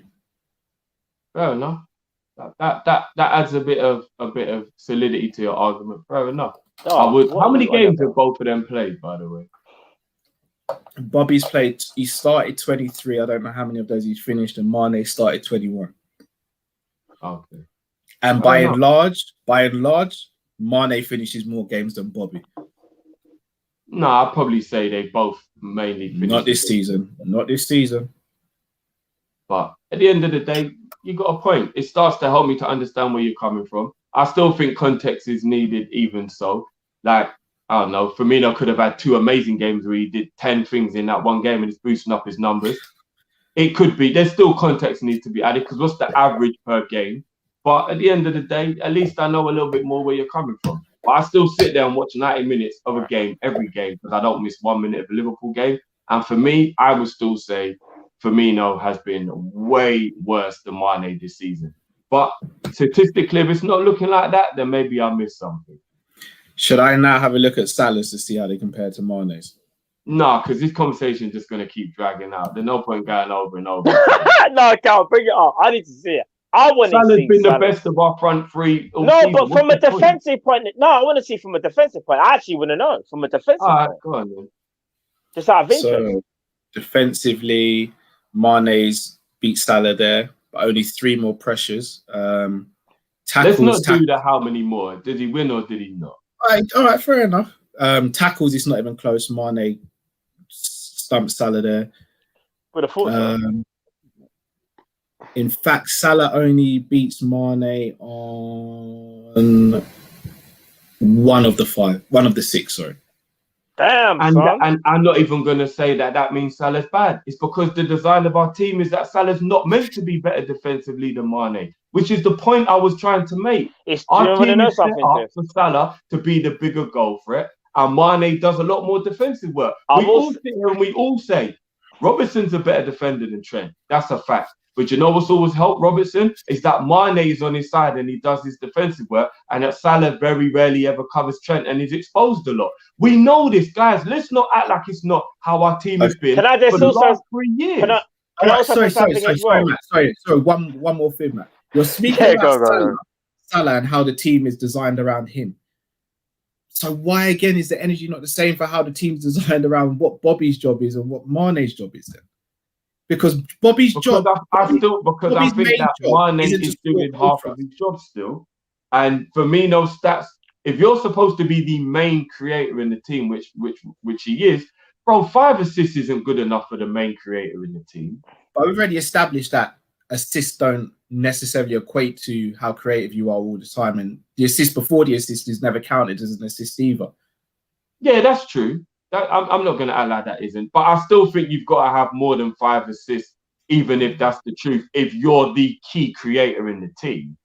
That's just my opinion. Okay, and then my answer to what Salah is doing is Salah, while he's not tracking back as much, no one's running as hard in behind to try and get goals as Salah is, which is just as hard as running back. No, that's a fact. But that's because that's what Salah wants, goals. That's his point. So... Basically, what I'm saying is Mane and Firmino's position should be under threat when Jota comes back, not just one of them. Both of them need to kick up the backside. And the burden on Salah right now is way too much considering he's playing in a front 3.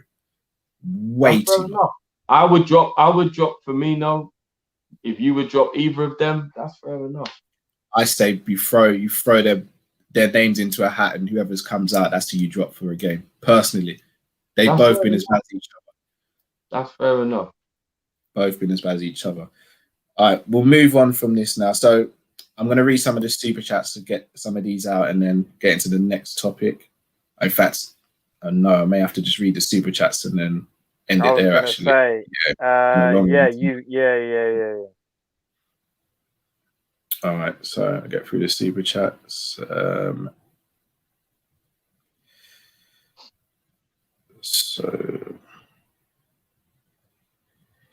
Gangan Deep, evening lads. We have all established a formation change is a necessity. What formation would you guys go for, and who would line up? Great content as usual.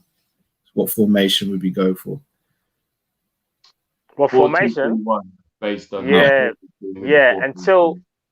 until things get better. Well, until players come back. 4-2-3-1. Cool. Ason, near same position as 15-16 by -25.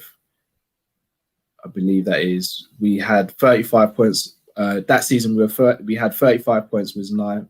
Leicester won the league with 81 points that season. Lack of rotation cost us then and now 2. That's a great point. Rupert, we can only get a maximum of 20 points less than what we ended on last season. Shows how important the state of that position and spine of the team is. Fact, I was saying I think Virgil van Dijk's going to get a bumper contract and no one can say anything to him now. Like he's doubled his money effectively without having to kick a ball. Yeah. Kadir Hussein, bring back Coutinho, question answered.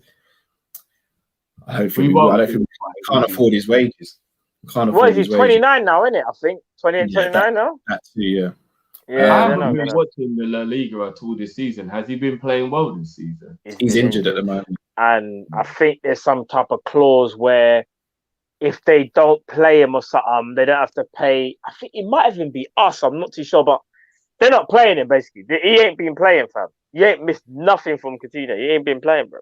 So maybe he's not even that player anymore. Yeah. That's very true, yeah.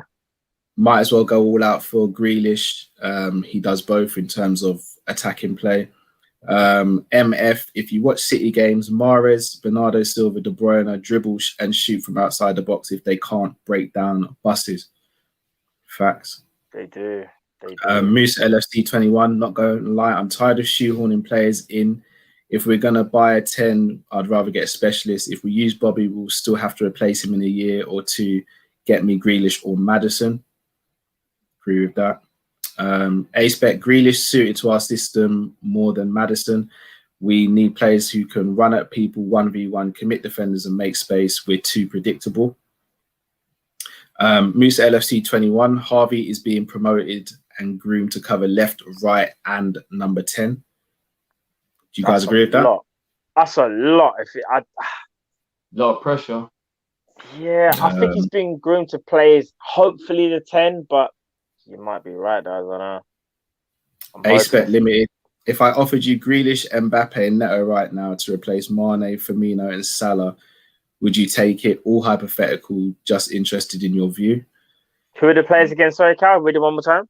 Mbappe, Grealish and Neto to replace Mo, Mane and Salah. No. Mo, Mane, Firmino, sorry. No. I wouldn't get rid of Mane or Salah at all.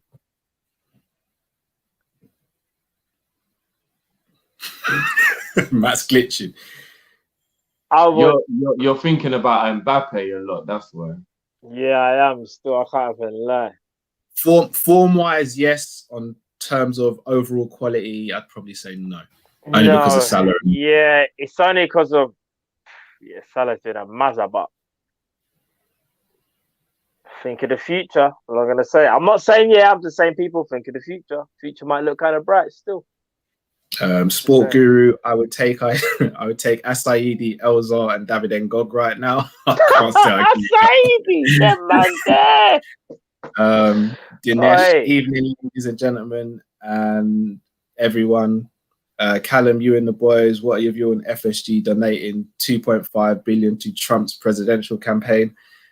I personally don't want to speak on that. I don't really want to speak about politics on the channel. With all due respect, Dinesh, I do appreciate the contribution. I just don't want to speak about Hold on, politics. 2.5 billion, did you say?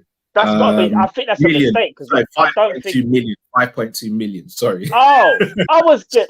Bob, Sorry. if you said 2.5 billion, I'd be like, all right, let's just look up the show. Let's go and contact somebody inside that building. Yeah, cause that don't sound right, fam. That sound right.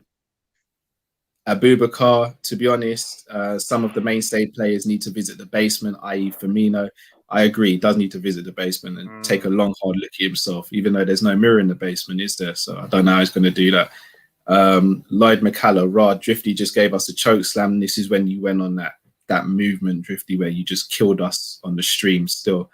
When we tried to... We're not going to buy anymore. Yeah, we're not getting no one. You went too far, though, I'm not going to lie, Drift, because the body shots... I'm just trying to be as honest as possible, bro. But the towel got thrown in. You kicked the towel out of the ring and then continued what you were doing. That's where you started going.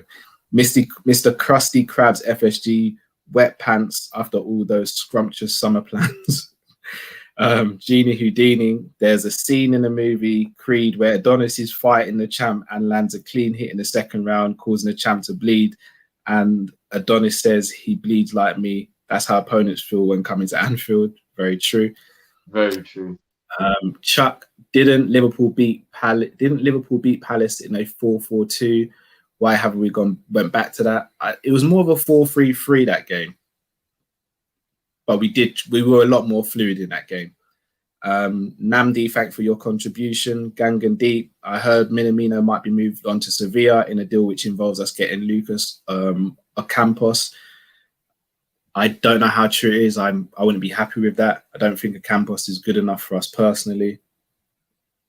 I know I saw a couple of people really bigging him up. Yeah. Ocampos would like him to come. I personally don't. Yeah. Flintoff, with just joined with fans coming back, will FSG see that as a new signing? I'm telling you now. I hope who's sorry? The fans will be a new signing. Oh. Fans. Yeah, trust. The problem is a system, not the players. We beat Palace 7 with a different system. Why didn't we continue to play like that? That's someone else saying the same thing again about I don't think the formation was that different. It was just different players and we were a lot more fluid. Yeah. I may be wrong. Do you know what it is with us, yeah? I've noticed we play the same way every week and sometimes it clicks and sometimes it don't. And what happens is we get more and more panicky when it's not clicking.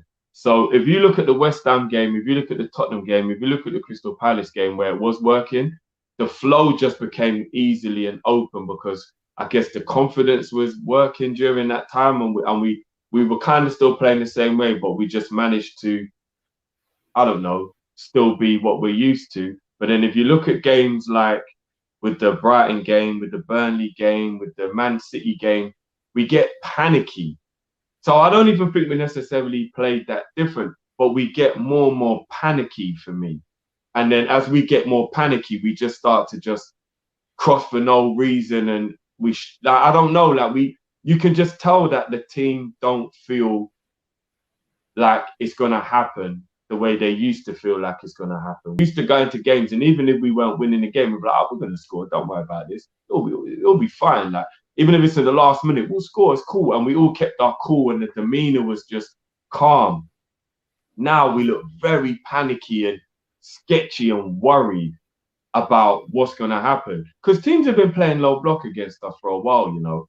They have been. Yeah, definitely. They've been playing low block, but we was able to break them down before because we kept patient and we just were calm. Now we're just being very panicky. We're just throwing aimless balls into the box for no reason, and like we're just being very spamming crosses, bro. To me, we just look like we're panicking a lot more than we used to. And we're not as calm, and we don't believe in ourselves as much. I feel like the self-belief has gone. You know what I mean? Like I genuinely do. I feel like we don't believe in ourselves anymore. So true, guys. I'm gonna have to shoot off. I've sent you guys the WhatsApp for the rest of the super chats. Cool. I'm sure you guys won't be on when I'm finished. Surely not. No. We'll be around. No. If we are there, my word, what are we doing? There's only one more topic to quickly talk about anyway. So cool. All right, you man, I'm gonna give you a shout, guys in the chat. Thank you as always. I'll catch up with you guys as well. Represent, bro. Trust me, represent. I can't really at the moment. I've just got to take what gets dished out at the moment. I'm going into a gunfight with a pencil, bro. Get ready for Cal. Cal, just let the people know where you're going to be as well. So when they finish, stay here. You tell them where I'll be when this is finished, so they don't leave. It's for real. Some people do know already. Catch you, man, in a bit. You better stay, people. Oh, you better stay. Man, I'm being serious, bro. Let me just get these super chats up that Cal said. Man better be staying here until the thing's done. Trust me. But now, people, I hope you've been enjoying the show, man. It's been vibes, innit? Like, there's a lot to talk about. So, all right. So we got Lloyd McCallum. The whole basement is not even worth half a boiled dumpling. It's really not, you know. It's really obviously not. Basement is Minamino, Origi, Shaq, all them, man. Trust me. It's T Obey. Shout out to you, man, making the Liverpool situation bearable. Love the channel. Only thing keeping me sane right now until uni. Big up yourself, bro. It's very difficult, by the way. It's like we're feeling as down as you lot. Trust me. Trust me, man. A-Spec Limited. Taki will go for good money as he's marketable in the Japanese market. I guess. I mean, I don't want to speculate on reasons why maybe we bought him and all that kind of stuff, but I guess that could be a good point. N1, the kid, Mane is absolutely stinking up the yard at the moment. Fair enough. Man, you come in the house and you're like, is that the cat or did you... In it, you stepping some dog shit. What's that smell, bro? I'm still backing that. I just think he's poor attacking wise. Bro, I hear that, but he's still stinking out the joint. Man haven't got a point now. I think Mane has given up knowing any player can rough him up. Just watch when he takes on players, his demeanour is poor and unhappy. Do you agree with that? Say that again. Josh says, I think Mane has given up knowing that all players can rough him up. Like all the wing backs or the full backs or whatever. No, do you know what I think it is? I generally feel like Mane needs a break. I'm talking 3-4 games. Because here's the problem. With our squad, we never do that. Because we don't have the players on the bench. Especially because Jota's been injured, right? So it's like, you see like Man City, bro. If they didn't play Mahrez for 3 games, no one would even say anything because they just put Bernardo Silva there or Ferran Torres. You get what I'm trying to say? And the quality of drop-off isn't drastic. If we do that with Mane, literally, the whole world goes, what? They dropped Mane and they're playing da-da-da. It's like, because we can't do that. And Klopp, in my opinion, doesn't trust the players that are on the bench. Unfortunately, he just doesn't. Yeah, I agree with you. We can't really do that right now. Musa FC, not going to lie, Salah is still getting more stick than Mane this season, LOL. But again, this goes back to the backup. If Mane gets dropped, who's playing? Origi? See, again, Drift, I'll say this. If you're going to play Origi, he has to play through the middle. Like, if you drop Mane... Oh, 100%. And this is the problem. Because Jota's been injured, so say Jota's still out now. Obviously, we know he's back, but it's had to be, if you drop Mane, you can only play Divock Origi. Because Minamino's now gone out on loan. So there's no other option. Who else plays there? But that's the reason why I said to you, I wouldn't drop Mane based on you saying that as fact. And I think if Jota was playing up front with Mane and Salah, I think it would work better than if you drop Mane and play Jota left and then Firmino was still playing. That, like me personally, I don't care about what the stats say and all that. I'm still going to use the eye test as well. As I said, I'm not trying to be liberty and disregard the stats because the stats back up the argument against me, so I'm being ignorant or anything like that. But I've watched every single game from minute 1 till the end this season, and there is no way anybody's convincing me, stats or not, that Firmino has been better than Mane. You can bring me all the stats you want, bro. I've watched every game, and there's no way. No way You're not Here's the convincing me, bro. As much as you want, you're not convincing me. But bro, here's the thing: Mane can look busier out of the two because that's kind of like how Mane is. If you look at the way even how Mane defends compared to Firmino, he just looks a bit busier. So you're always probably gonna think like he's doing a bit more. But when the stats suggest that Firmino's done more, you can't really argue his stats. Whether you obviously there's context to it because, like you said, if someone in 3 games does like has 3 amazing games defensively, it could theoretically overshadow what they've done for the rest of how many games they have left. It can boost up those stats. No. But I will say this though, bro. I have to agree with Kyle when I say, in my opinion anyway, I think they've both been poor. I'm sticking because I feel like for both of them, they just both have a like. Think of what Salah's done this season, and think of the other two. Think of last season. Mane was rivaling Salah. At least Mane was. Firmino wasn't, but Mane kind of was. Do you know what I mean? Mane's always up there. Yeah. All right, Mane this season, bro. He's been a. Well, you actually deep it, bro. Mane's been a shadow of himself, though. No, you're right. You're right. Attacking wise, I 100% agree with you. He's been a complete shadow of himself in that regard. I'm not gonna argue against that. But here's what I will say, not to keep this argument going back and forth because it's just pointless. If I said to you, based on the eye test, take away Salah's goals, so let's say he missed half the chances he scored, he put it wide or something. But so his stats were half of what they were. Because he scored them. No. I'm just saying this for context. Would you say Salah was having a good season? I would say Salah's having a great season. But he's having a. I just wanted to know how. No, you're not having a great. No. I watched Salah have a bad game and score and score goals. Yeah, agreed. Do you get what I'm saying? Agreed. And I feel like it's very unfair that if you don't score, you're rinsed more than the guy who did score. But I think overall play should still be put into context of the thing. And I've watched Salah have just as many bad games. He just scored in the game, so we just let him off.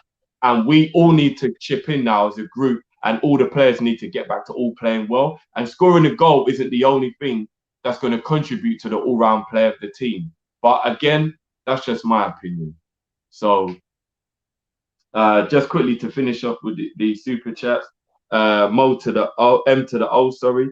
Cal feeling guilty after that FSG rant? No, I doubt that very much. No, he is not. I can tell you from now, he ain't feeling guilty. Do you know what? Some of these, because Cal's not here to defend himself. So King Doom says, Cal, what are you on about? You are a very argumentative person.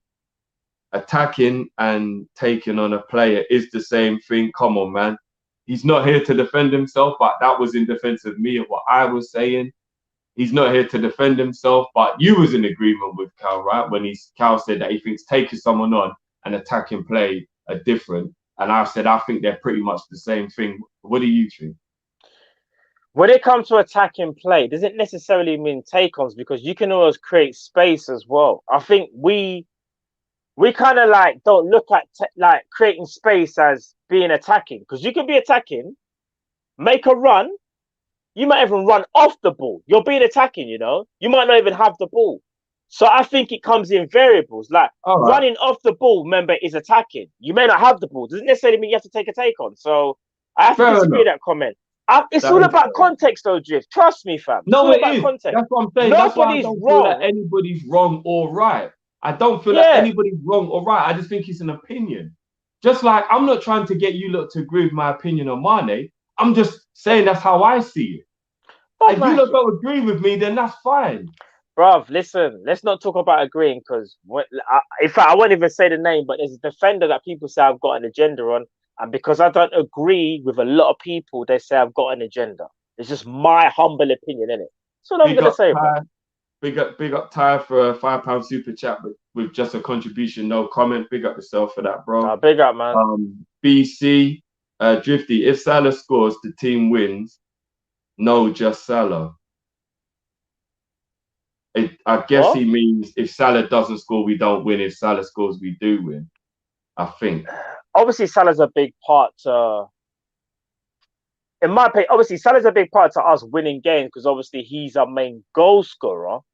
I think that's what he's trying to say. He's almost trying to say, like, Salah don't score, we don't win games. Whereas I just think right now, the way I look at it is Salah is the one that's in form right now. He's the guy that's in form and has been in form most of the season than the other two. That's just facts, isn't it? And if you're in form, people are going to look at you as the savior, so to speak. And don't get me wrong, Salah has been the savior in certain games where he's copped up and got us goals where it's like, the where West we've Ham got that game. goal from. The West Ham Yeah, game, he's got his locker because he's great. He's amazing. But let's not sleep on the fact of there has been games where Salah scored and he hasn't been amazing, where he's lost the ball, whatever, but he scored a goal. We kind of gloss over it, so to speak, because he scored. But you look at the overall play and you think, you lost the ball a couple of times, you missed a couple of chances, but you scored a goal. Like, that's all we're saying, people. And that's what I'm saying. I think Salah's a legend. Don't get twisted. But let's not sleep on the fact of he does have games, with innit? another Like, £5 contribution. Ty, just if you're still watching, bro, if you tried to say something but it didn't come through, then just give us a message in the thing and we'll read it out. But thanks again for another contribution with no comment. Monster Ahmed, big up yourself, bro. We attack more down the left than the right. Nah, I totally disagree. I say it's the other way round. I kind of feel like we attack more down the right, especially when Trent's playing one of his lackadaisical, like, I've got so much talent, I'm just gonna fling it. I'm gonna play it down the wing and try and carve it infield to Salah so Salah can make that run. I feel like Trent does that a lot more than, say, when Robbo's got the ball and is rampaging down the left. I kind of feel like we attack more down the other side. In my opinion. Yeah. I agree with that. In my opinion. I think we tap more than the right side. Have you got more? Okay, you got more. Yeah. Sly was wrong. I think Mane and Salah need someone to put new energy into the front three. Barca keep changing a player in theirs every few years. Love Bobby, but he has to go. I disagree with the end part when he says Bobby has to go. I think, as you said earlier, Matt, Bobby needs to just become a very good squad player now, and keep him around. But I definitely agree that his time's up in the starting front three, and he's got a point in terms of, I think it would rejuvenate Mane and Salah. It's kind of what Jota did when Jota came in. It rejuvenated the front three and made everyone look a bit better. Bruv, it made them also stand up and go, rah, man can't be lazy here because I've got a man that's willing to take my spot. And that was to every single one of the three. Because Jota can play in all three positions, bro. So Jota gave them the kick out the backside and hopefully he'll do it again. Trust me. This one's going to raise a few eyebrows because there's a couple people who I've had to smoke already and I will talk to afterwards. What do you think about this fan base saying Klopp out? Listen, a lot of people have tried to misconstrue and take out of context what I said the other day, but that's what the people that watched it know, innit? They know. People always want to cause controversy or say things that ain't true because they like the drama of it. Anyone who's saying that Klopp should go is out of their mind, yeah? But we cannot deny the fact that if it wasn't Klopp, there would be serious questions being asked about the way we're playing and what's happened to us this season. You have to put everything into context. Should Klopp be sacked? Hell no. No. Hell no. Klopp should never be sacked, regardless of whatever. Yeah, are there extenuating circumstances? There's too many extenuating circumstances that all need to come into context. Injuries, no fans, everything. This is a weird-ass season. But as I've said before, and I will say again, if you look at the way other clubs move, they would probably be questioning Klopp right now, no matter what he's done. And from our point of view, we said this off air when we were talking earlier, Matt. If Brendan Rodgers had won the league for Liverpool last season, but then was doing what he's doing this season, I think he would genuinely be under threat to being sacked. I genuinely do. If you take away the man that Klopp is and you put the form into a different person, and I said, let's just use our own ex-managers. Brendan Rodgers. When Brendan Rodgers in that 30-40 season nearly won the league, let's just say he did win it. Let's say we were champions in that 30-40 season. No slip, no crystal ball, no nothing. We won that year, yeah? And then he still went on and did what he did the following season. I still think he would have been replaced by Klopp when he was. There's no way everyone would have went, no, but Brendan won the league. He would have still got sacked because the form had completely dropped off and it wasn't good enough. And he, as a person, didn't have that stature of respect that made everybody forgive him for the mistake. Maybe, you know. You get what I'm saying? Yeah. That's all it is that Klopp is such a good manager, you forgive him for his mistake. But if the mistakes that were being made were by somebody you didn't trust as much, you'd really be questioning us right now. We've lost 6 games in 2021, and we're only at the end of the second month. We haven't won a game at home. We've lost 4 in a row. We've only scored 1 goal. Since 1927, bro. Let that sink in. 1927. Bro, it's nuts, bro. It's nuts. So I'm just saying, a lot of questions will be getting asked of any other manager other than Klopp. So we can't sit back and act like Klopp doesn't deserve criticism. He does deserve. No, of course he does. Klopp, listen, if you're under the Liverpool umbrella, you deserve some type of criticism. Does it mean say you're the main part of criticism? Sorry, someone said it's 1923. Oh, my bad. I thought it was 1927. Maybe it's 1923. My bad. But even still, it's just as bad, isn't it? Like, we lost 4 home games in a row. That's pathetic, isn't it? But there's so many reasons as to why, like, that's happened. And I can't bother to go into it now because we'll be here literally until, like, 3 o'clock tomorrow morning. But we just got to hope that we can stop the bleeding, innit? Because right now, man's bleeding, innit? We've got an open wound. And every time we keep putting a plaster on, the other team just rips off that plaster and we start bleeding again. We have to stop the bleeding. We need stitches. Hopefully, Jota, dare I say it, Naby and Fabinho can stop the bleeding. We need to stop the bleeding. Once we can do that, we can still get into the top 4 because I still think we are good enough to get into top 4, in my opinion. I think we can still do it. But it's going to be a fight. It's not going to be something where you can sit there and go, we're definitely going to get top 4. I think it's going to be a case of we can get top 4. We have the ability to get top 4, but we have to start now. So we move. And again, as a few people have pointed out, what I've said in the past, it's based on the fact that some of these things can be looked at as Klopp's fault, because even though we've got all these really messed up situations going on at the club, we still should be beating Brighton, Burnley, Fulham. You can't really excuse those results. You can't. Leicester, Man City, those kind of games, you can excuse those games. Those against top teams. Newcastle, Fulham, Burnley, Brighton, I know. Southampton. Bro, Southampton lost 7 games in a row after they beat us. Like, you've got to look at these things and think, how on earth did we lose that game? I know. You have to, bro. You have to question Klopp's tactics, motivation, and whatever else in those games. You have to. It's just, you can't hide from it just because we love the man. You know what I mean? You've got to keep it real. Like we always say, you have to keep the same energy for everybody. Those things have to be questioned. So Ty did try and do a thing. Yeah, I thought so. Big up, bro. We should stop singling out players. They've all dropped off at the same time. This is a management issue. They've been run into the ground. So straight off the bat, what we're saying, bro, Ty's kind of thinking that Klopp is to blame. It goes off of what we were saying. Kind of goes hand in hand a bit. Yeah, no, bro, I hear that. Trust me. So a couple more. Charles Johnson. I saw Charles saying earlier on that we missed it. We didn't, bro. Here we are. This is mad. But opinions on Trent as a number 10 or as a right midfielder? I don't want to see it. We need to stop. Like, Trent is not a 10. And he's not a right midfielder. He's a right back. And maybe down the line, he could potentially, and I say potentially, play like CM. But let's stop trying to shoehorn in, man, because we know how great he is. Let's just leave him where he is. We need to fix the rest of our team. I don't want to see Trent as number 10. And that's no disrespect to what you're saying, whoever said that. I'm just saying, I personally don't want to see it. He's a right back. He's been great as a right back for the last 2 years. And let's just get our team back in track so we can stop thinking about where we should move players just to kind of fix a problem that we have. We shouldn't need to do that. Like, let's allow it in it. That's what I'm saying. Drift, check the thing. Check the chat still. Man just sent you something still. Yeah, cool.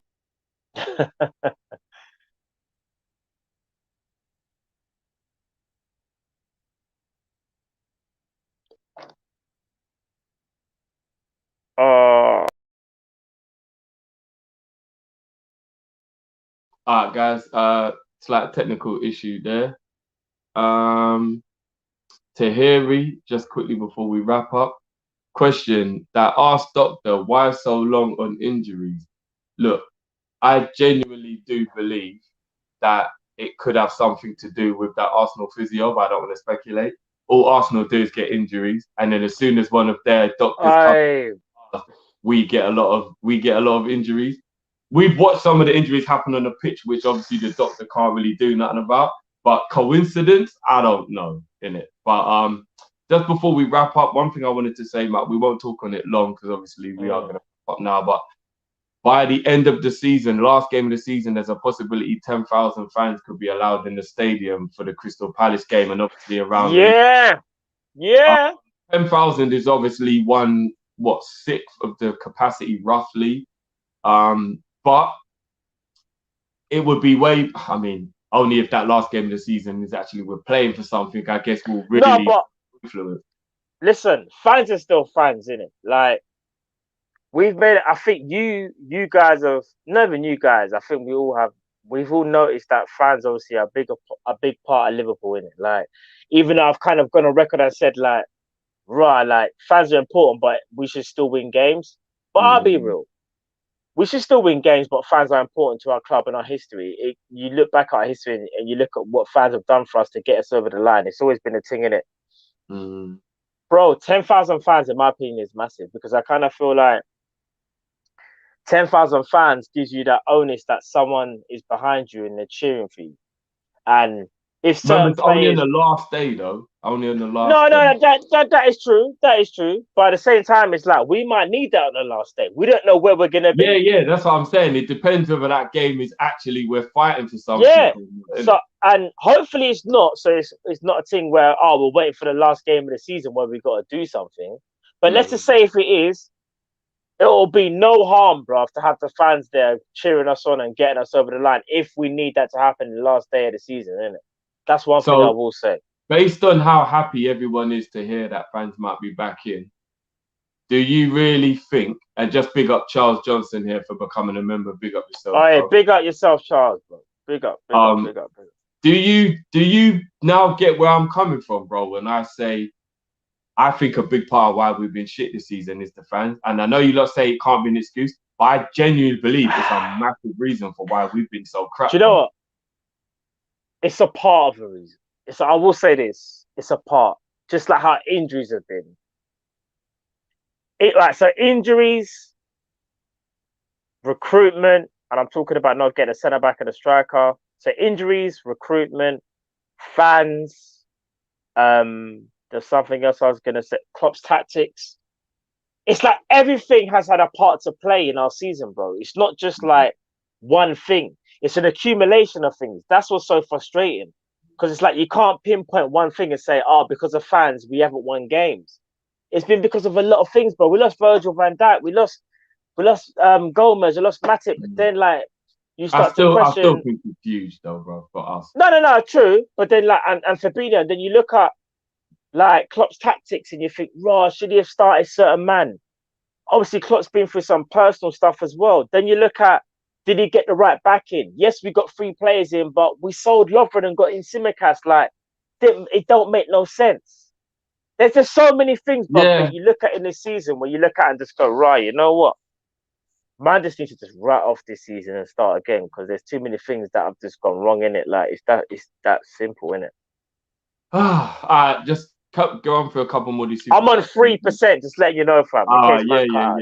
So just quickly, go to back like Chelsea did from Sil Ross to try and help. Go for Bino, Kabak and Davis as a short-term plan, and hopefully that might be able to get us top 4. We thinking. I don't like back threes, but you know what? We've been so bad. But then again, if you play all 3 of our centre-backs all at the same time and one of them gets injured, then what do you do? See, now you're pissing in the wind, fam. See, I was going to say that, and I thought, they're going to slate me. They're going to say I'm pissing in the wind. See what I'm saying? It's easy to piss in the wind, isn't it? When the wind's blowing, you just think, I'll take a piss. Bro, I'll say...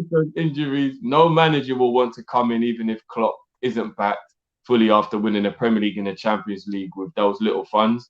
Klopp chose us over United, for fuck's sake. Listen, of course. And Klopp should not be sacked. That wasn't the point. And if anyone wants to take that away, then they can.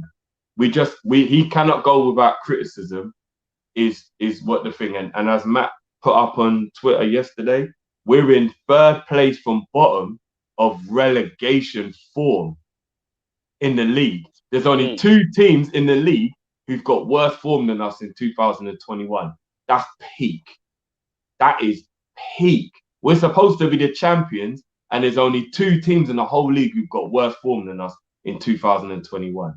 I'm just saying that's got to be addressed on all fronts, regardless of who's manager, who's playing, no matter what. Do you know what I mean? But once again, guys, big up all of yourselves. Trust me. It's been Smash the emotional. light, man. Sad times indeed. We'll be back during the week. We've got member shows coming this week for you members, so make sure you look out for those. Indeed. And I haven't got the schedule right in front of me because Cal's normally the one who's got the schedule in front of me. I'll tell you a few things. So we've got a preview, obviously, coming up for the weekend game. You've already touched about the members, and obviously we've got Rival Watch on Friday. We've got the Rival Watch on Friday, and there might be something else I'm missing. If I have forgotten, then apologies. But if anything, stay obviously tuned to our social media, where obviously we release everything there, and you'll see what's going on for the rest of the week. So yeah, man. So, big up everyone. Matt, if you want to take us away. Indeed, man. Love. Everyone will be back. And as Matt said, check out the socials so you know. But I definitely know we'll have a members video dropping for you midweek. So members, look out for that. Big up to everyone who's joining members as well. And so next time, people, we are out. People, we move. Stay blessed. It's Kopish. We're out, people. Peace.